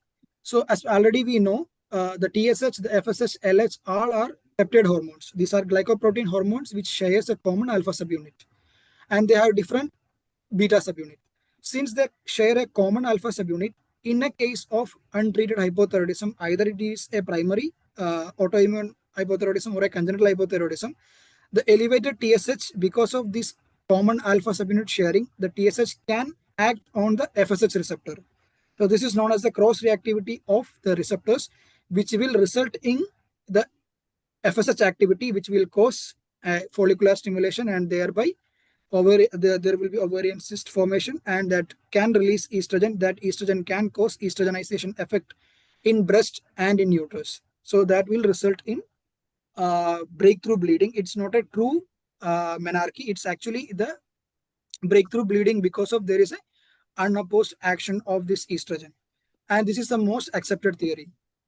The second theory is that, as we all know, in case of hypothalamo-pituitary thyroid axis, if there is a T3, T4 level are there, it will cause a negative feedback. So in case of hypothyroidism, there is no T3, T4, so there will be lack of negative feedback, which will result in a unopposed action of thyroid releasing hormone, which will act on the anterior pituitary, which will cause hyperplasia of both thyrotropes, and it also cause lactotrope activation.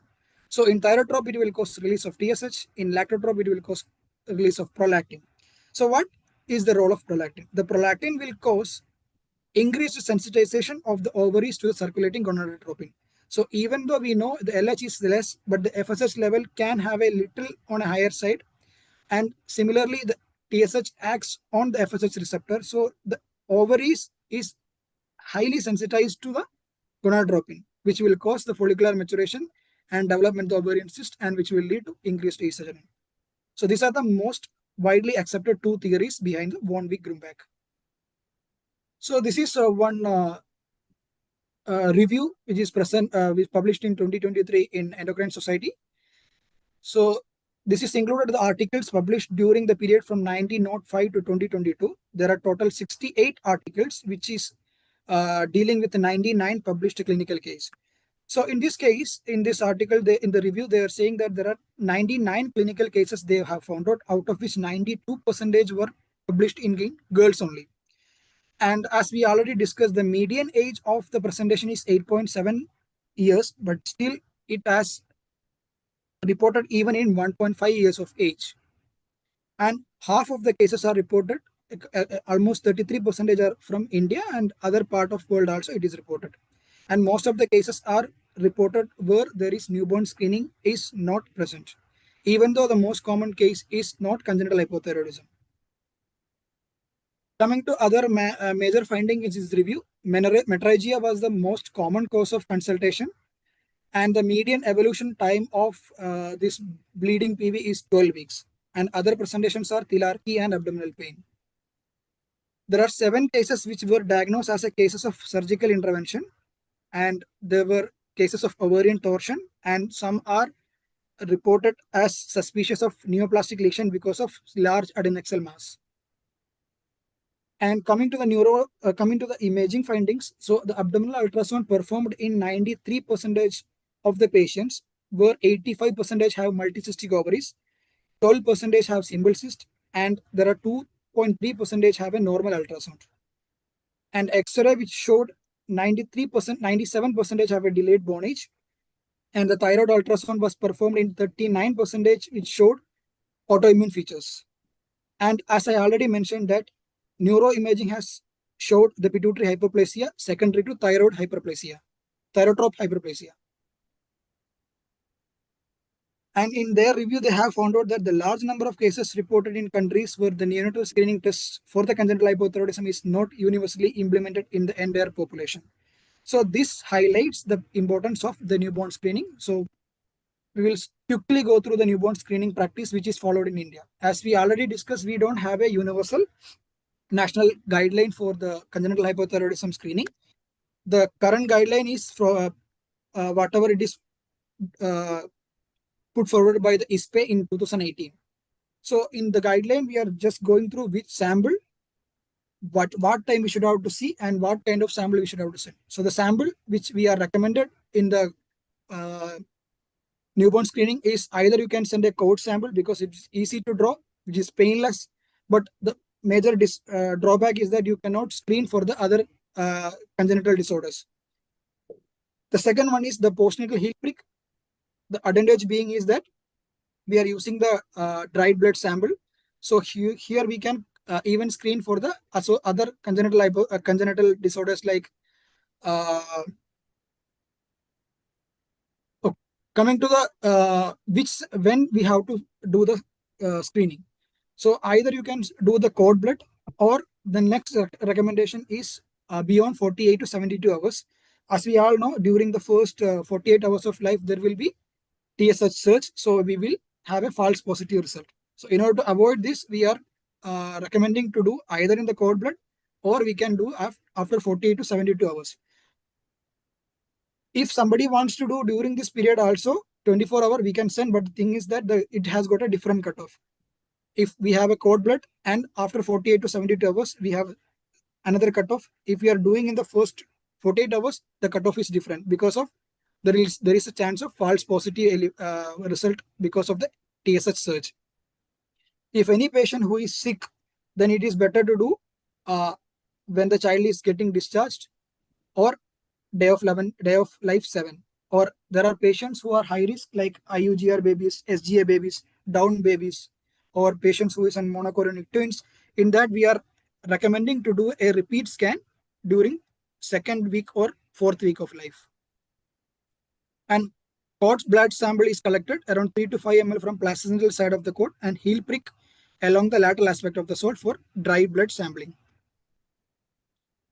So in India, we are following the primary TSH-based screening. So what is the advantage of primary TSH-based screening? It is more sensitive and specific, but the only drawback is that if the child is suffering from any form of central hypothyroidism, or any multiple pituitary hormone deficiency, then it won't be having a TSH surge. So in that scenario, we will miss if we are doing with TSH based screening. But this is very rare and very less in number. So the recommendation is saying that you should have to do a primary TSH based screening.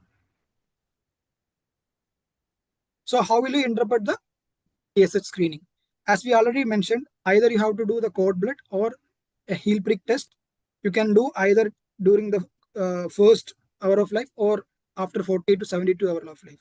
So if the TSH is coming as more than or equal to 20, that means the screening is positive. So at any time the TSH is less than 20, that is screening is negative. There is no need to recall unless otherwise the patient is having some pre-test probability that the child have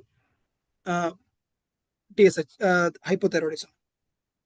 So in case of TSH more than 20, you should have to re-intervention. So what is, if it is TSH more than 40 at the during the screening timing, then you should have to send a confirmatory venous sampling and wait for the report. And if it is more than 80, the guideline is saying that you have to send the confirmatory sample and start the treatment immediately. Even don't wait for the report to come. But whenever if the possible, you can wait for the report. If it is between 20 to 40, then it is recommending that you should have to repeat the screening in the second week of life. And if repeat screening is not possible, if we are thinking that the patient may not come back, then it's better always to do a repeat sample that time itself and see the report. And accordingly, you should have to decide whether to start or not. And at any time, if the TSH is more than 20 in the first 2 weeks of life or beyond 2 weeks, if the TSH is more than 10, then you should have to confirm the sample, and depending upon the free T4 or T4 level, you should have to decide.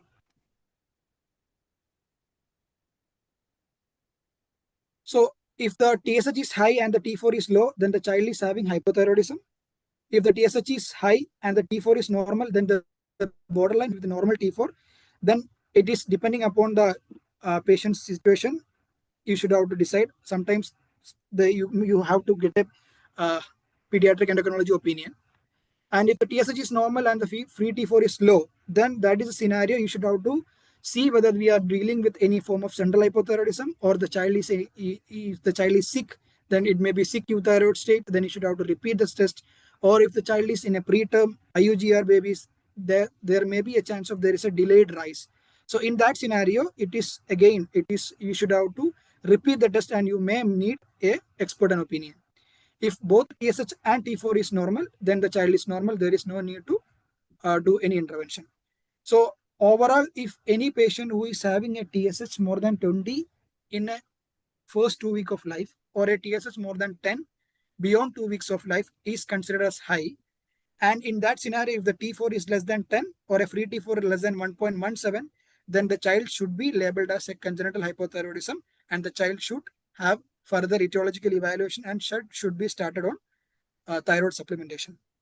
And there are one scenario where the recommendation is saying that irrespective of the TSH value, if the T4 is less than 8 and the free T4 less than 1.1, then irrespective of the TSH value, you should have to start. But if in that scenario, if you need an expert opinion, it's always better to have a pediatric endocrinology opinion before starting. What is the role of thyroid imaging? So thyroid imaging we are recommending as part of the etiological evaluation. It should not be a reason for delaying the initiation of the treatment. Okay. So what are the thyroid imaging we are doing? One is the sonography, that is ultrasonograph, which will differentiate whether the child is having a gland which is present in the normal location. If the gland size is normal, so that is hypoplasia, aplasia, and ectopic thyroid gland, you can find out. And nuclear imaging will tell you whether the thyroid is taking the uptake. So we are using the technetium, and either technetium or iodine 123 you can use.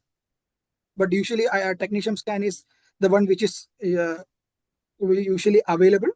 And the recommendation is saying that in the scenario of congenital hypothyroidism, the technetium scan preferably has to be done before starting the treatment, but it can be done till the first week of initiation of therapy.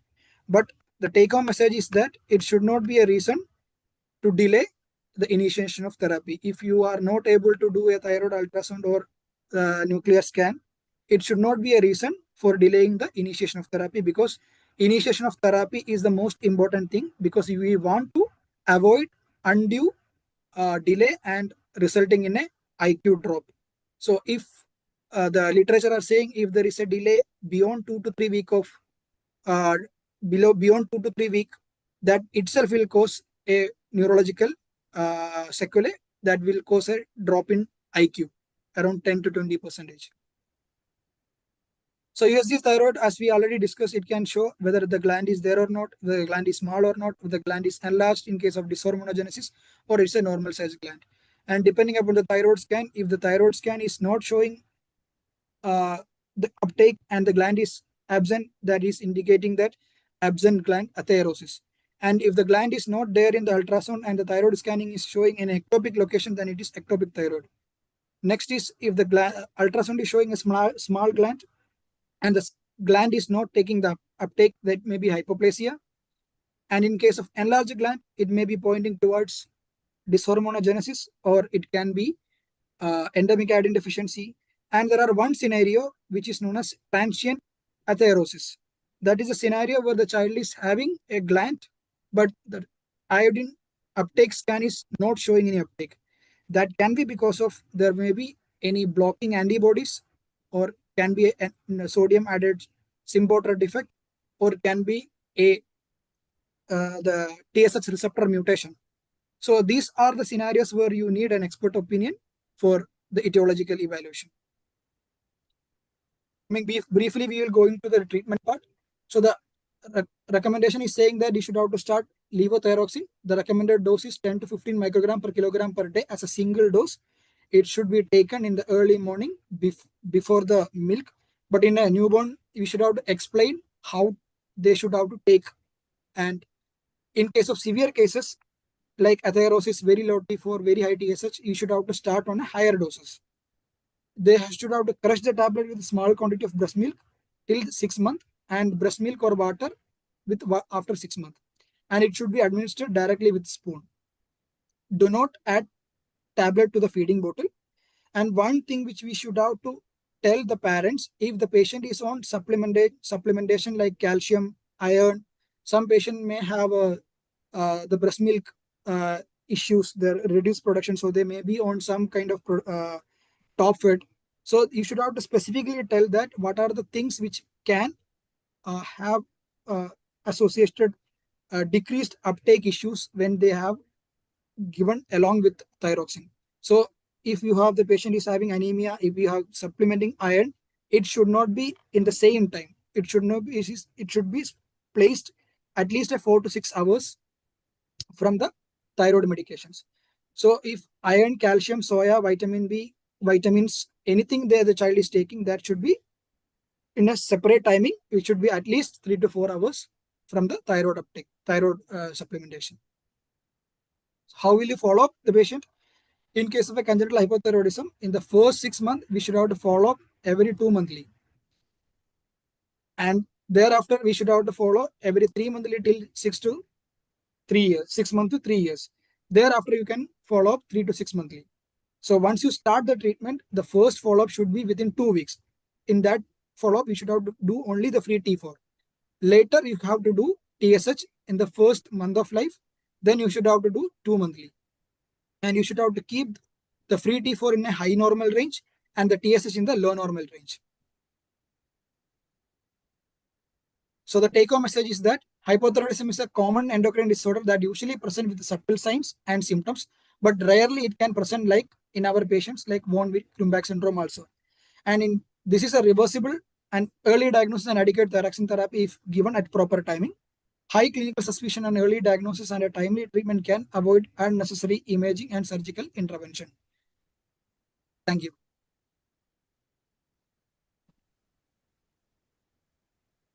Thank you, Dr. Salik.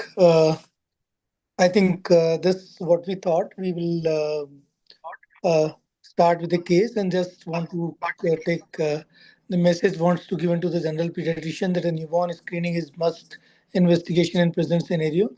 and one of the commonest preventable cause or a treatable cause of mental retardation. So, and a little bit about the follow-up. So the forum is open for the expert comment. I think I think the IEP should fight for universal neonatal screening because we had to fight for it here, and we established the rate of 1 in 4,000 live births. And so with that sort of data, we got from a few institutions in different parts of the country. With that sort of data, we actually persuaded the Ministry of Health to introduce universal screening, and we do it on a paper plot a dot, and it's taken from the cord blood.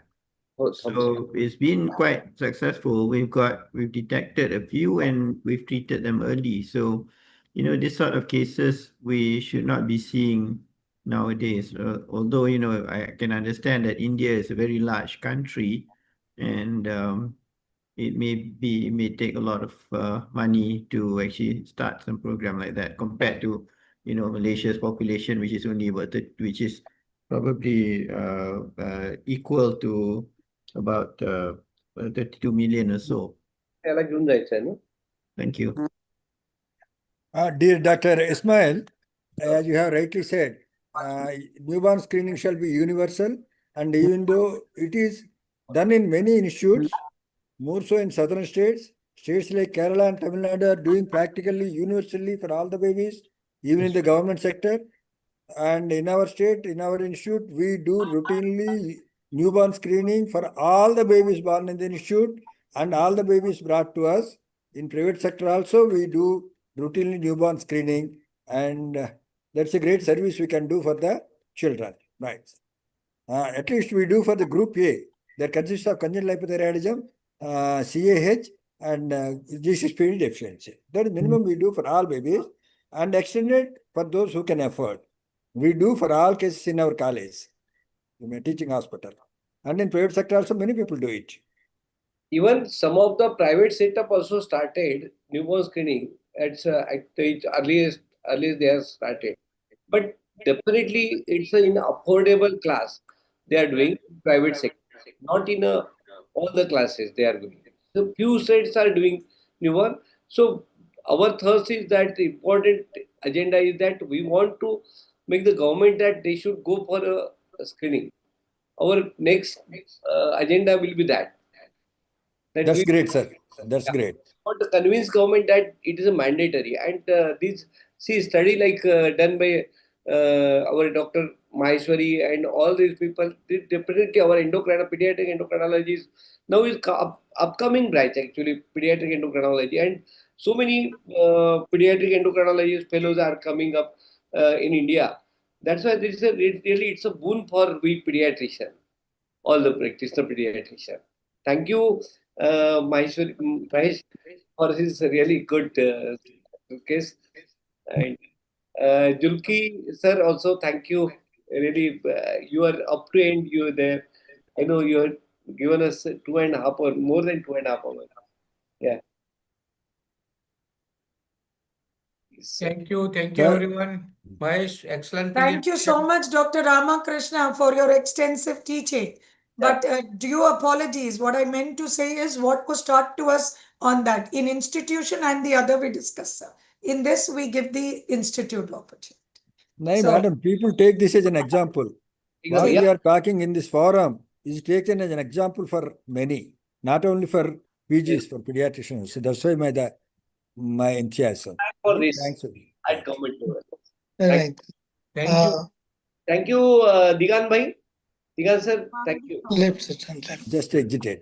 Yeah. So thank you, Ramakrishnan sir. I think it's an honor to be interacted with you. And I think as a postgraduate, though, so he learned so many things to present, how to present a case, how to come up, present his case, and how to protect himself whenever there is probably he's not going in that particular direction. So there are so many good pointers that you told about, and I'm really like the patience that you are having towards the teaching. I think that shows that from the point one, you also started that what was the things that needs to be there in any case presentation when you're presenting a case in at any forum. So thank you once again to all the respected seniors, dignitaries for giving us this opportunity. We learned a lot and hope we will take carry forward. That was our main motto behind this program. And Dr. Ramakrishna and Dr. Thangavelu, Dr. Singhavelu made it successful. We could do it. Thank you. Thank you. Thank you very much, sir, for the opportunity. Thank you, sir. Thank you, sir. Thank you. Thank you, sir. Dr. Thank Ismail, sir. you. Thank you, sir. Thank you, Dr. Zulkifli, sir. Thank you. Yeah. Thank you. Thank you very much. Thank you, Ismail. Thank you, Dr. Yogesh. Yeah. CM. Thank you, sir. Thank you. Thank you. Thank you. CM, next turn, after election, your turn. Okay, sir. Sure. After election, but not before election. Okay. Yes. HSC is very strict. Ramakrishna sir will tell me, I will be there, sir. Yes. Right, right. I always pick jumps. Sir. Okay. Sir, we have to stick to our discipline and principle. Right. He's good friend. Right. Yeah. Okay. ठीक है sir फिर मिलते हैं sir Bye.